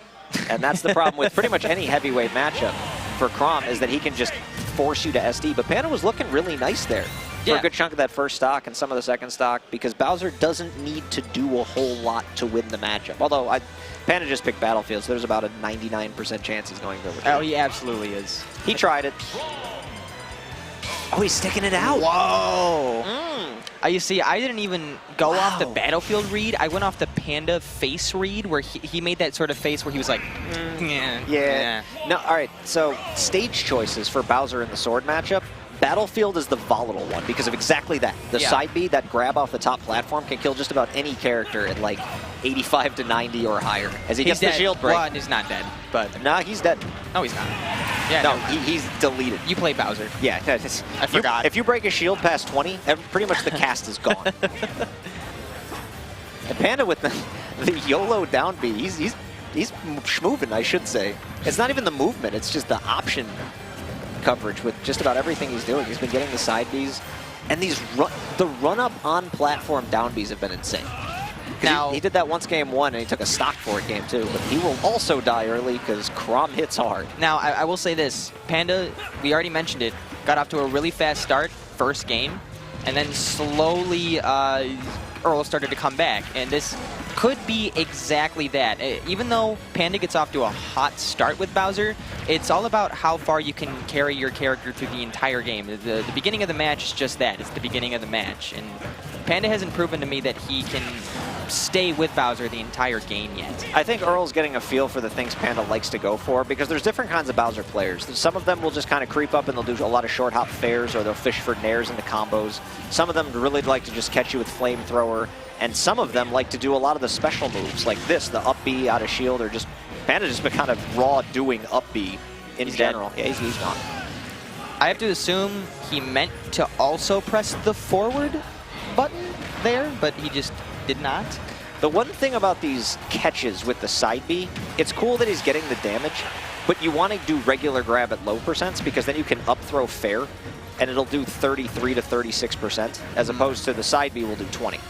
So you just get more of a lead. And that's really what it is with Bowser. And that's how you know the difference between somebody who's playing it as a secondary for a character that he hates and somebody who mains the character. Because they're going to know the little ways to get the maximum percentage for your few interactions. Now, Panda's neutral is so good, generally speaking, and he's a competent enough player to where he won't need always as many interactions as the average player. But this is top 8 with the hard read up smash. Yeah, that was nice. That up smash basically covers the whole platform to begin with. There wasn't a whole lot of room for error on that read right there, but he was able to get it right at the end of the platform and the down B. What? Wow. The hard hit of that killed. So that move has actually been super nerfed from previous games. Usually with Bowser, you know, you hit him with a down B and they die. But the side B, the Koopa Claw, pretty much is just stronger than down B in most situations, which is kind of crazy if you think about it. Like this frame, whatever, 5 or 6 command grab can kill as early as or earlier than the down B 35 frame sit on you bomb, the Bowser bomb. From the like heaviest character in the whole game. From the heavens. All right, so Panda, he made it work. So we're 1-1. He went back to Battlefield, which I was going to mention earlier anyway, that Chrom probably also appreciates Battlefield almost as much as Bowser does. So I'm not surprised. Yeah, this is why the matchup is volatile. These characters like the same stages. I believe, personally, that Bowser does really well on Stadium in the matchup because Chrom has to kill you from the sides and you'll just live longer than normally you'd think. It's not a huge difference, and if you like the top platform enough, then by all means go Battlefield, and Panda's used to it. Yeah, that makes a lot of sense. Okay, Battlefield. Earl just made a face like, huh. Yeah, I made the same died. face. You just can't see mine. Well, I guess you can't see his either. But I mean, like, that was... Oh, he did the suicide. I was not expecting that. I think Earl was holding left because he didn't want to go off the top platform again. I've never seen Bowser's crouch movement. It's so funny. Leon, the Bowser from Tri-State, the really good one, he does that all the time. Most of his movement is in crouch state. It's so cool. That's almost as good as DDD just pressing down taunt. I like that. Oh, where he lays down because he's holding down? Yeah. Oh, he landed on the platform. That was the exact right thing to do if he didn't land on the platform, was the jump up and landing flamethrower, so that if any of the pieces of the flamethrower tick you, you get sucked into it as the Bowser lands. It's really filthy. It does so much damage. And now Earl's actually just, again, in a very volatile situation where a Bowser getting like one decent combo, that'll kill just as much as the Chrom hitting you with the forward smash. Yeah, and he's not too far away from being able to hit one chain grab onto that top platform and Earl dying. Yeah, he has a couple options here. That won't quite get there. He could do a falling there. That combo's in a back air if you get the right hitboxes of it, but he may not know how to do that as consistently. So his game plan here might just be hard reads. He just barely got that platform, but he's not going to quite take it yet. No, up tilt won't take it either. He's got no rage, that's the problem. A lot of Bowser's moves scale with rage. That, on the other hand, at 133, will end the game, and Panda takes a 2-1 lead with Bowser. I think I gravely underestimated this kid's Bowser. Now, what you underestimated was this kid's general ability, because the things he's doing with Bowser are not optimal. Not by any stretch of the imagination, but it doesn't matter because he's winning enough interactions to take stocks. So despite the small things that might win or lose you a game, when you get things like the suicide on the 0% Chrom or the just hard read shield break into forward smash kill you on 37%, you don't need to win as many interactions. You don't need to be so precise. You just needed to throw something at your opponent that was so far out of left field. Name me 2 less alike characters than Villager and Bowser, both in looks and in like play style of character.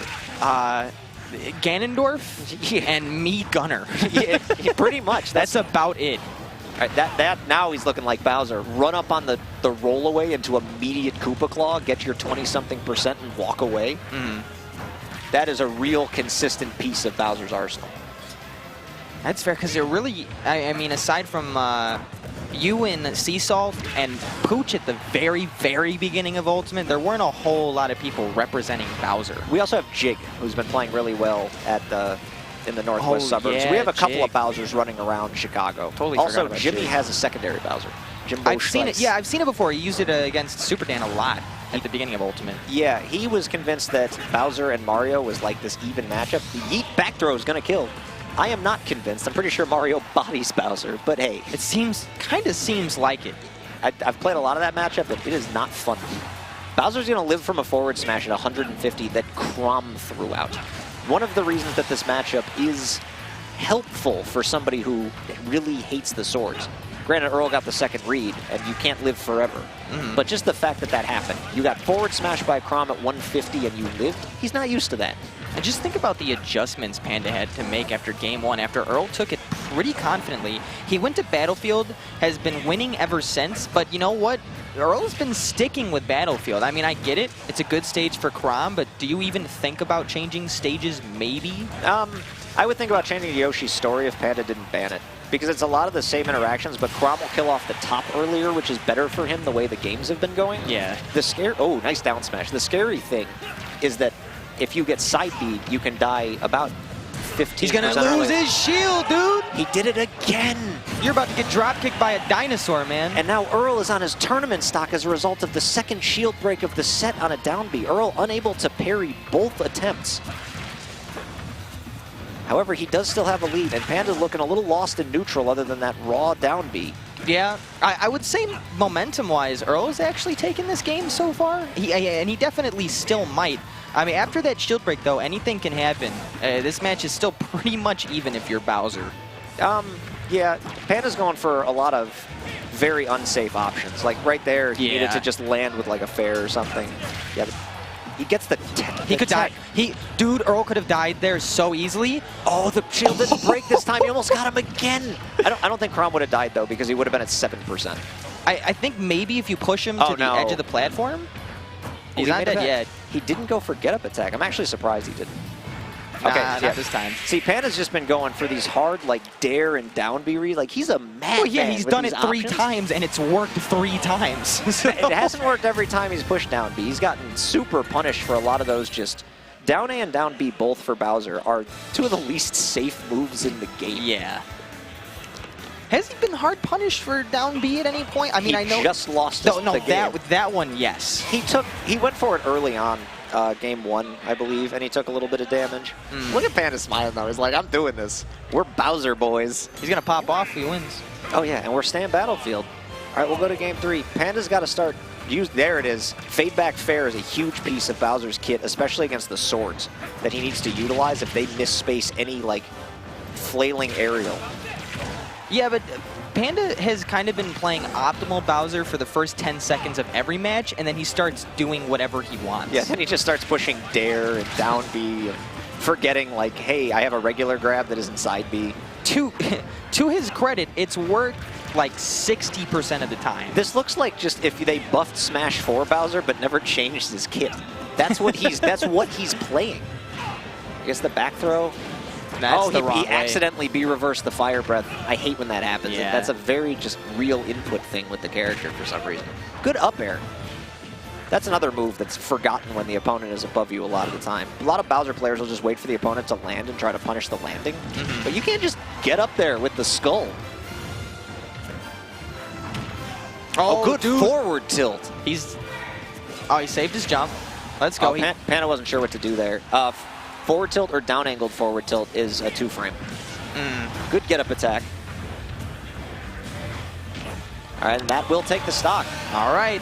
Earl, meanwhile, has been looking pretty consistent with Chrom throughout the set. Whenever he'll get his down tilts or his jabs, he's been converting them. He's gotten a couple of solid edge guards, and he knows that he can just play consistent swordy game, and Bowser will eventually die to a side B. Up throw. I went for the up air. Yeah, that initial dash attack was pretty unsafe. I'm going to throw you over there and follow up with the feet. Wait, why was that going up? He angled it up. He started low, and then he said, hey, Chrom is upwards, so he angled it upwards. Why can that go up? I don't know. All right, meanwhile, Earl has had stage control the majority of the game, but it just has not been converting itself. Oh, there's the conversion that he needed. Another B reverse that was accidental for Panda. He gets the nair. Oh my god, dude. That's the hard landing read. A lot of Bowsers will do that. You can do that on ledge, too. Like, you can be holding shield on ledge, and as you see them make a move, run away forward smash where they're getting up. And there's, like, a little window where they're just going to get killed. Get up attack. No, he's just going to normal get up. He gets the good fair. Oh, Chase, I thought he was going to tomahawk grab him, but it turns out Panda was the one to grab him in return. All right, that'll be a lot of damage. And he gets the down smash that powers through. Once again, we're going to have Earl on tournament stock against Panda's secondary Bowser. Yeah, for some reason or another, at the very start of this game, Earl could not... Oh, no, you forgot you have to mash B. Yeah, that's a terrible mistake to make this late in the set, too. Yeah, he is getting the nair damage, though. 43% from 2 nairs. Okay, Bowser. Can you imagine? I'm so ready for this to end with a down B, He's panicking. There's no way this ends with that. It'll end with him going for a down B. Drop down fair. Now, I was going to say earlier, it sort of looked like Panda was having a lot of Earl was having a lot of trouble getting through Panda's shield at the beginning of the game, and now Panda's having trouble trying to land a hit on Earl after a couple of those nairs. The rogue dash attack, huge. Oh, he went for the back air. That might have ended the game. Oh, he didn't do anything. Down air has not hit Earl a single time this set, I don't believe. That move, I don't know if I've ever seen that move hit anyone. Yes, you have. Have I? Yeah. We'll talk about that later, though. As Earl gets the jab back air, and that is going to do it. Panda puts his head down, but he knows that was just character inexperience. Yeah. Honestly, he should put the Bowser in the lab for a little bit, and just it was literally just the small things throughout that entire set. The getting grabs early and not maximizing percents, the B reverse accidental things that happen with the flamethrower, going for too many down airs. Honestly, that move is fine in certain situations. You've seen me hit that plenty of times. The down air? Yeah, but you use that because it pushes you up a little bit and then back down. You can't just land with it. It does have, like, similar to like Yoshi's safety stars with down B, where there's a hitbox, like a earthquake hitbox. Oh, yeah, you're right. But I've been hit by that a lot. Yeah, but a lot of like top-end players are just going to be like, all right, you landed, forward smash you. And they'll space it appropriately. Panda had a good run, though, with the Bowser, but Earl he stayed consistent with the Chrom. He stuck to the game plan. He utilized Battlefield across the entire set in his favor more than in Bowser's favor, other than the couple of rogue down Bs that we saw, which, while hype, didn't quite take the set. Yeah, I mean, for being inexperienced with the character, Panda did an amazing job. I mean, game 1, Earl sort of made it look as if he was going to take this one to the bank really quickly if Panda with that up B that we just saw for sure. Yeah. A little further on, though, this is when Panda really started to feel himself a little more. Yeah, that down B killing really actually surprised me, but it was because Earl was up in the air. And Panda was able to finish off the second game pretty well. He was at a full stock to give, so I don't blame him for staying Bowser. He said, like, if it works, I'm gonna stick with it. And there was that big punish, though, with the down B where he just went for it one too many times. Yeah. And this is where things got really close. Game 5, of course. It ended a little anticlimatically, if you will, but it was still got the job done. Earl was able to best Panda, best his secret secondary, a la Pete's advice, and he was able to win it out. Yeah, I honestly believe that if Panda just took the Bowser to the lab for a little while, that would be a very solid secondary for him to have. That's not a bad option against Swordies, because I guess Wolf hasn't been working out for him as much as he would have liked. I was going to ask you, what is Wolf in that matchup? So Wolf is a very strong character. Opinions on him are actually fairly polarizing. Whenever people, who are the top 5 characters in the game? You'll see Wolf sometimes, and then you'll see other people say, barely top 10. Like, he's got some recovery issues, and despite having his laser, he does still have to approach pretty consistently to actually end games.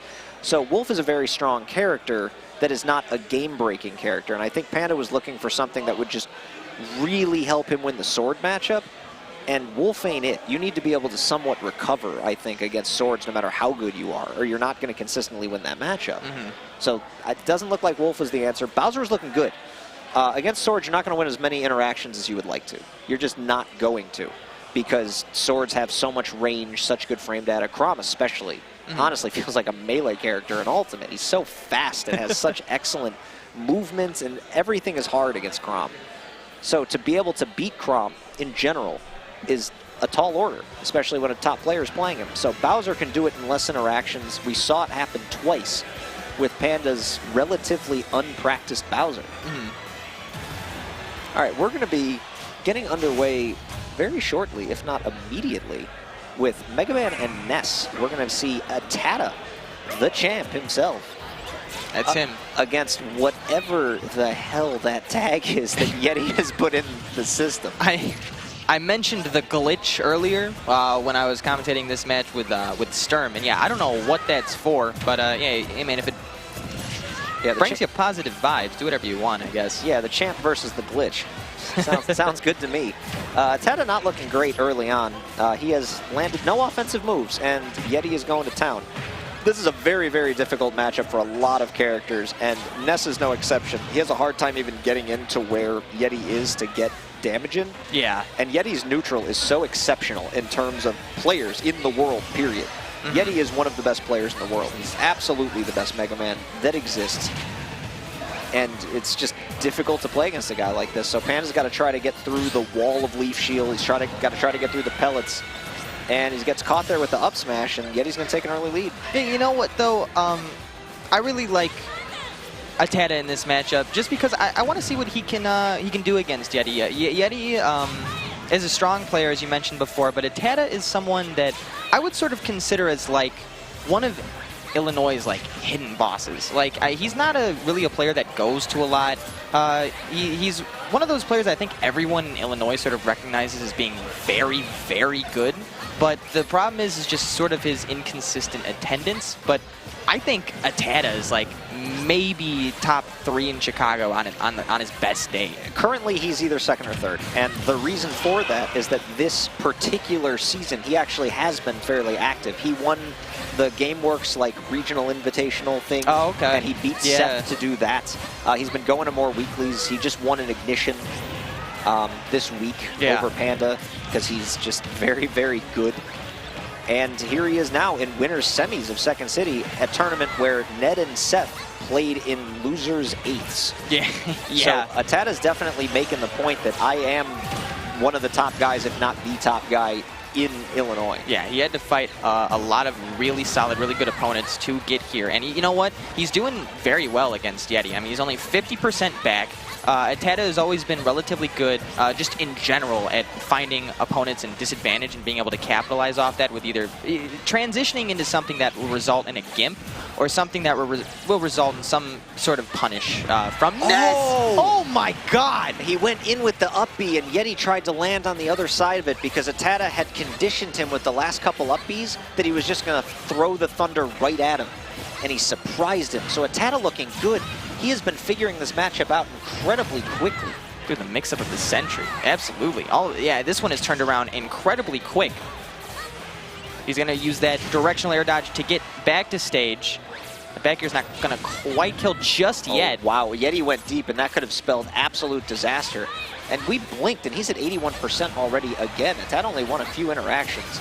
Talking about maximizing damage from the last set, ATATA is like the king of maximizing what Ness's damage output is capable of being. As he gets that, not going to kill you with the back throw. He's going to go for the forward throw and the reverse up smash to cover the double jump. That was okay. That was a crazy call out. So basically what that had to be was he had conditioned the last time Yeti got back on stage, he went for yo-yo down smash and immediately the get-up attack. And so you have to figure Yeti was expecting that tenfold. He was going to go above ATATA, maybe down air or something. And he just went for the reverse up smash. It looks the same because it involves a yo-yo. But he was able to hit him with the up smash, and that was an insane call-out. This mix-up game from ATATA so far is incredible. Yeah, ATATA doing everything that he needs to do to adapt, and he did it within roughly half a game against one of the better players in the country. Yeah. Oh, absolutely. Oh, and he gets off to a fast start here. Gets Yeti off stage. All right, Yeti's going to be able to recover. That is one thing that Mega Man has on Ness that a lot of other characters don't.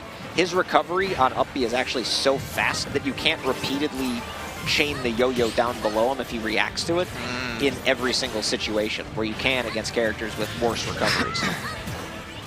So now Yeti's going to try to keep ATATA off stage, same problem. And this is going to be kind of a slobber knocker. These guys' entire goal, I think, based on the way that their characters play, is to get the other guy as far off stage and go as deep as you can to try to end their stocks early.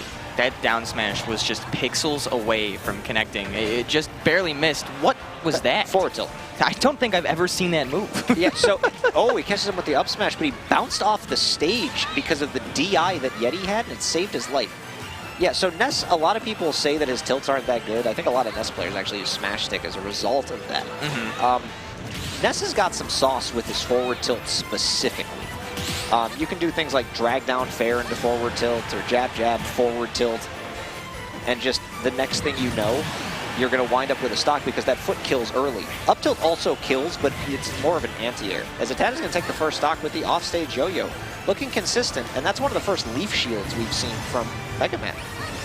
Yeah. Which is an important move in this matchup. I feel like Yeti really hasn't touched the ground at all this entire set so far. It's mostly just been these two colliding in the air, and then when they touch the ground, one of them immediately hits the other with something and sends them off stage. So he really hasn't had time to even think about throwing out Leaf Shield for any reason. I like that ATATA's general plan has been to absolutely make certain that Yeti can't land to set up any of his like high quality, high powered, projectile game. ATATA's just been up in his grill throwing out as many nairs as he can. Throws the... I'm not really sure what the plan there was with the metal blade. Just kind of got rid of it on the side of the stage, I guess, in case he tried to drop off. Yeti going to take the stock, but ATATA looking very, very sharp right now. Yeti needs to do some stuff to bring this back. Yeah, he's finally able to drag ATATA into a Leaf Shield. He's trying to find it a little bit more often now. He hasn't really just had a whole lot of time to set up his normal Mega Man related antics. ATATA just has not really given them that opportunity. Yeah, ATATA looking very, very strong. Every time it looks like Yeti's getting some momentum, Mega Man's damage output, while he's a very strong character, he doesn't have the craziest damage output. And for all the neutral interactions, it felt like Yeti was getting momentum. ATATA's still only at 64% and has already, as we saw a moment ago, took Yeti's second stock with that neutral air after only a couple of stray hits that did, 15 here, 17 there, 20 there, as opposed to the pellets that'll hit you for, only like a couple percent. Yeah, very true. Try to get rid of ATATA stock as soon as possible there. He threw out a downer, just run up, kept running up, and then eventually threw him. He clipped him with the dash attack. That was so smart. 9 out of 10 Nesses there would have gone for the fair, the short up fair. He's able to take him out with forward smash there. So this one's still not out of Yeti's hands at all, really. 66% is not that big of a deal. All right, ATATA just got the timing down on absorbing the crash bomb. Although he was at 0, so he doesn't actually benefit from it, other than knowing now the timing a little better. But Yeti has brought this all the way back. This stock has been looking very good for him. Suddenly ATATA, after dominating the first two stocks, can't find any offense. Yeah. You had to figure eventually Yeti was going to find a way to sit down ATATA and say, okay, I'm camping here for a while and you're not going to be able to do anything. And he finally found his opportunity to hit a couple of those Leaf Shield, hit a couple of those pellets, use his Metal Blade just a little bit more often. And because of that, he's gotten enough chip damage to the point where this one's basically even again. Yeah, this one's absolutely even. But Ness has got some pretty solid kill power, as does Mega Man. But Mega Man, I feel like, is a little bit more read-based, and all of a sudden, it's not even anymore. Oh, he got the wave bounce, or the Psy Magnet into back air. I gotta keep my game straight as we talk about this. Wave bouncing is from a different game. Yeah. With a different Ness in a different time. And but no Mega Man. And no Mega Man. 0 Mega Mans were in that game. Yeah, and 0 Mega Mans have won a game in this particular set. ATATA with the 2-0 lead. Yeah, he's not only one game from advancing just further in this tournament winner's side, he is one game away from 3-0ing the best Mega Man in the world. Yes, he absolutely is. He is looking really crispy. Yeti opting to go back to FD. That actually looked like it was more in Ness's favor throughout this course of the game.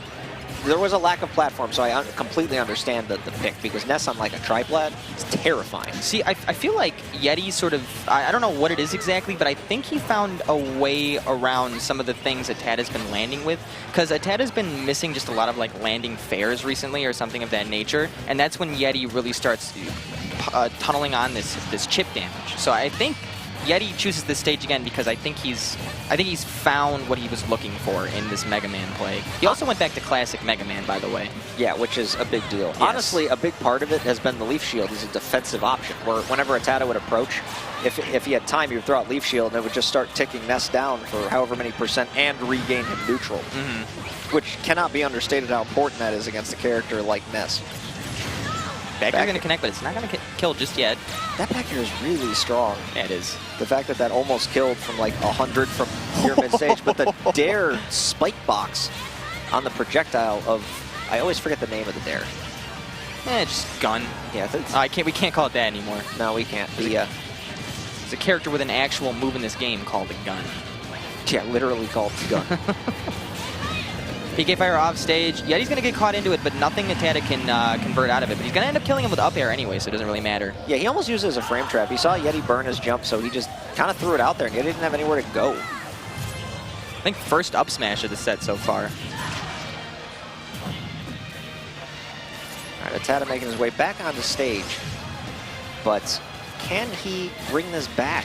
It's looking like Yeti has found some of the solutions. The Leaf Shield was the sauce. The forward smash out of Leaf Shield, that's an early stock for this particular matchup. Yeah, it is. That's huge. He was able to get just a little bit of space off of ATATA. He was able to read that he was not coming back in an incredibly defensive manner and just immediately forward smashed him. Yeah, now Yeti's starting to feel himself a little bit. As ATATA goes for it all, he was trying to make something happen. But yeah. Yeti got fooled, fool me once, shame on you. Oh, the dare spike. My goodness. That one just barely hit him, too. That, like, hit the bill of Ness's cap. All right, Yeti with the pair of spikes in one game. Now he's got to think about this, though, because now you are on a Ness counter pick. You're not going to have the FD. You're not going to have the lack of platforms in any regard. There's too many stages. It really depends what ATATA is comfortable with in general. I mean, if you're Yeti, I think you just have to ban triplets, honestly. Yeah. You got to get rid of Battlefield. Yeah, okay, Smashville's not the worst pick. You have to get rid of Battlefield and Yoshi's. If ATATA's not as comfortable with Lilat or thinks the stage isn't great for Ness, he won't go there, despite the multiple platforms across the stage. I think he just wants to keep the stage small so that Mega Man has less space to really set up all of his options. Went back to Nacho Cheese Mega Man. I'm sure it correlates to some Mega Man boss, but I've played like 10 minutes of a Mega Man game in my life, so I do not know what it is. You have really missed out, and that could correlate to several different Mega Man move options. Mega Man's a great series. I wish I was more of a platformer guy, man, because I would agree with you. That is perfectly reasonable. All right, ATATA looking for the drag down fair. Drag down fair on Ness is actually... He's dead. Oh, he hit him with the dare again. I think that's the solution. He wasn't able to find it at all for most of the set either, and then he hit the one out of PK Thunder 2, and then he's been hitting them consistently since. Yeah, Yeti's crazy. He's like, oh, I see how this works. And now it's just a consistent thing. Yeah, it really has been a story of adaptation, hasn't it? I mean, for the most part, Yeti looking a little lost in how to exactly punish ATATA and how he landed, and now it seems like he's gotten a really good feel for it all of a sudden. Yeah, I think ATATA, though, just throughout this set has been kind of reminding people, staking his claim that, hey, I'm one of the best players in Chicago. Don't forget about me. There was a lot of just storyline stuff with Dead and Seth today, and they are not the ones in winter semis. It's ATATA and Raven King from Chicago chilling in winter semis. I like the dash dancing. It's not going to quite work out, though, as he is able to get the up smash. All right, gets... What did he absorb there? Mega Man Sweat? Singular pellet. I didn't see him throw anything out. There's probably just one small pellet. But I heard that sound effect too and was like, huh? I don't know what else that could have been in that situation. It had to be. It only recovered like 1 HP. These are a bunch of those trades, though, that Yeti does not actually want to take. Because if you're trading with Ness and you're Mega Man, you're getting out damaged. Forward smash almost killed, though. So that's good. Another dare, another kill. ATATA's getting a little predictable with his recoveries, but he's also staying pretty consistent with his offense this game and keeping it within reach. Oh, his heals right back to 0.4. Basically clean off the respawn platform at this point. All right, he does shield, Leaf Shield. I feel like That move has done a lot for Yeti this set, but it also has been basically every single time Yeti has gotten hard punished, it's been because of Leaf Shield. Yeah, I feel like that's the risk-reward game that just Mega Man kind of exists to be. Like, because imagine, like, if Leaf Shield is, you're getting consistently punished always, then the move is unusable. And if it's, you can't get punished, then it's broken. So it's kind of the in-between. I like that. Finally getting around the down air that has been his basic death sentence for the last couple of games.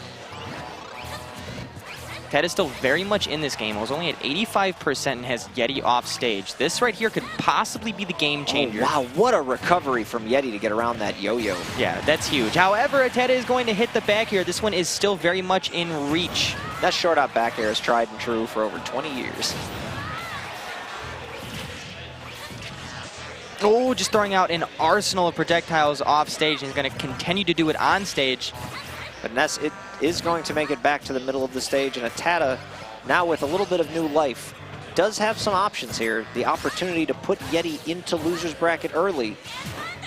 Does have him at 40. Yeti keeps whiffing these grabs, too. Oh, he goes deep. Oh, he might be dead.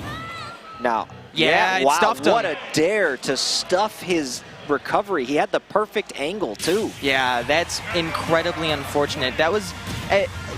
Yeti would have had to probably have like fallen asleep mid-match to not hit that, because it didn't really even matter when he timed that move. It was either going to spike Ness or slow him down enough to the point where he couldn't get back to ledge.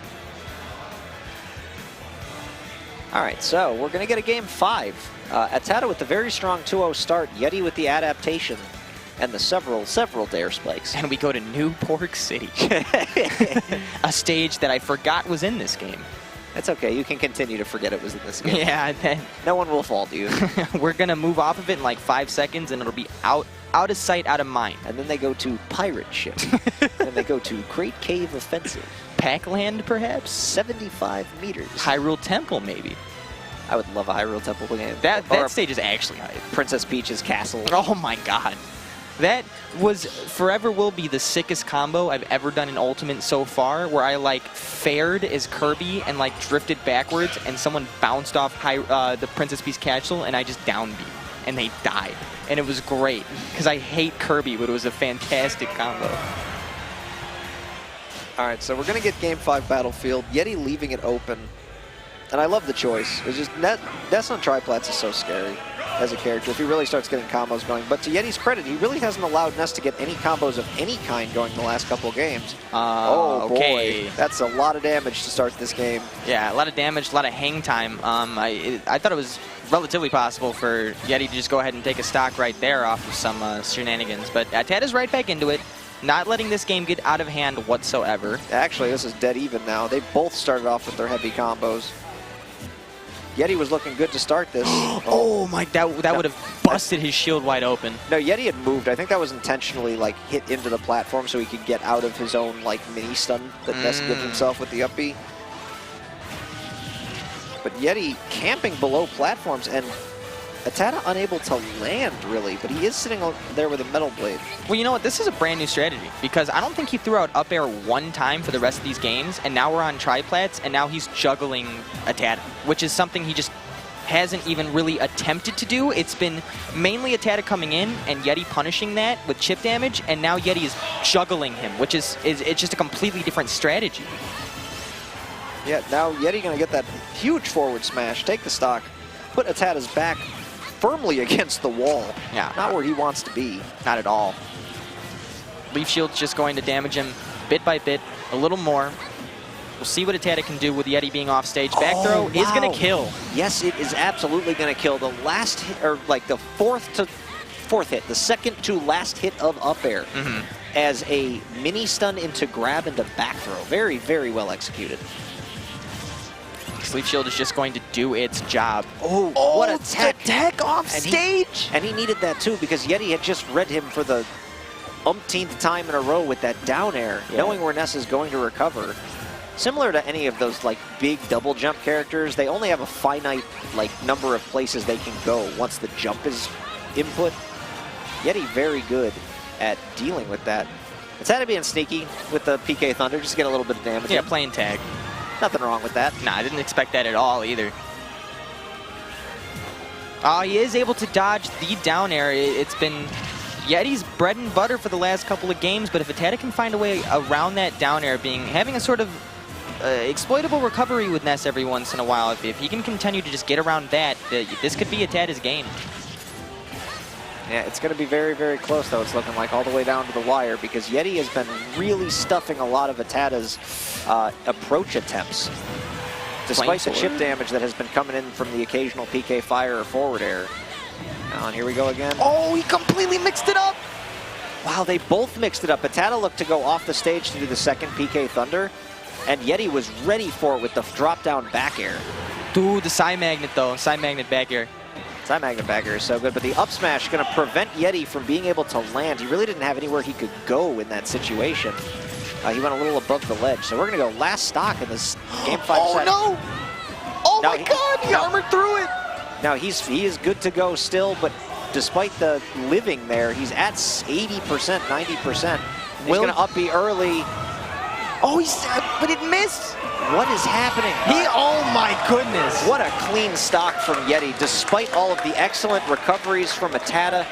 Yeti is going to take that set 3-2, breathes a sigh of relief as he makes his way into winners finals. ATATA playing a great set. He is going to fall down into the loser side after that crazy sequence at the end of the game. Yeah. That's about as well as you can play to still just get punished for what you're doing. Like, let me recover in 5 or 6 different ways. Scramble in midair the video game. Yeah, that was nuts. That was about as nutty as an offstage presence I've ever seen. We had that huge up B from ATATA in that game 1, though. The crazy call out on PK Fire early really set the tone for the first 2 to 3 games of this set. Yeti was really and that reverse up smash was insane. His ATATA mixing up game 1, that was definitely the story, and then he took a clean game 2. This is when Yeti started to sort of figure out ATATA, however. He was doing a lot better job just applying damage in general, making sure that ATATA wasn't always landing and punishing him with something. He took these first 2 games, well, the last 2 games, pretty cleanly, and then the game 5 that one was down to the wire until this moment right here, where it was just a skirmish till the very end. Yeah, and Yeti was able to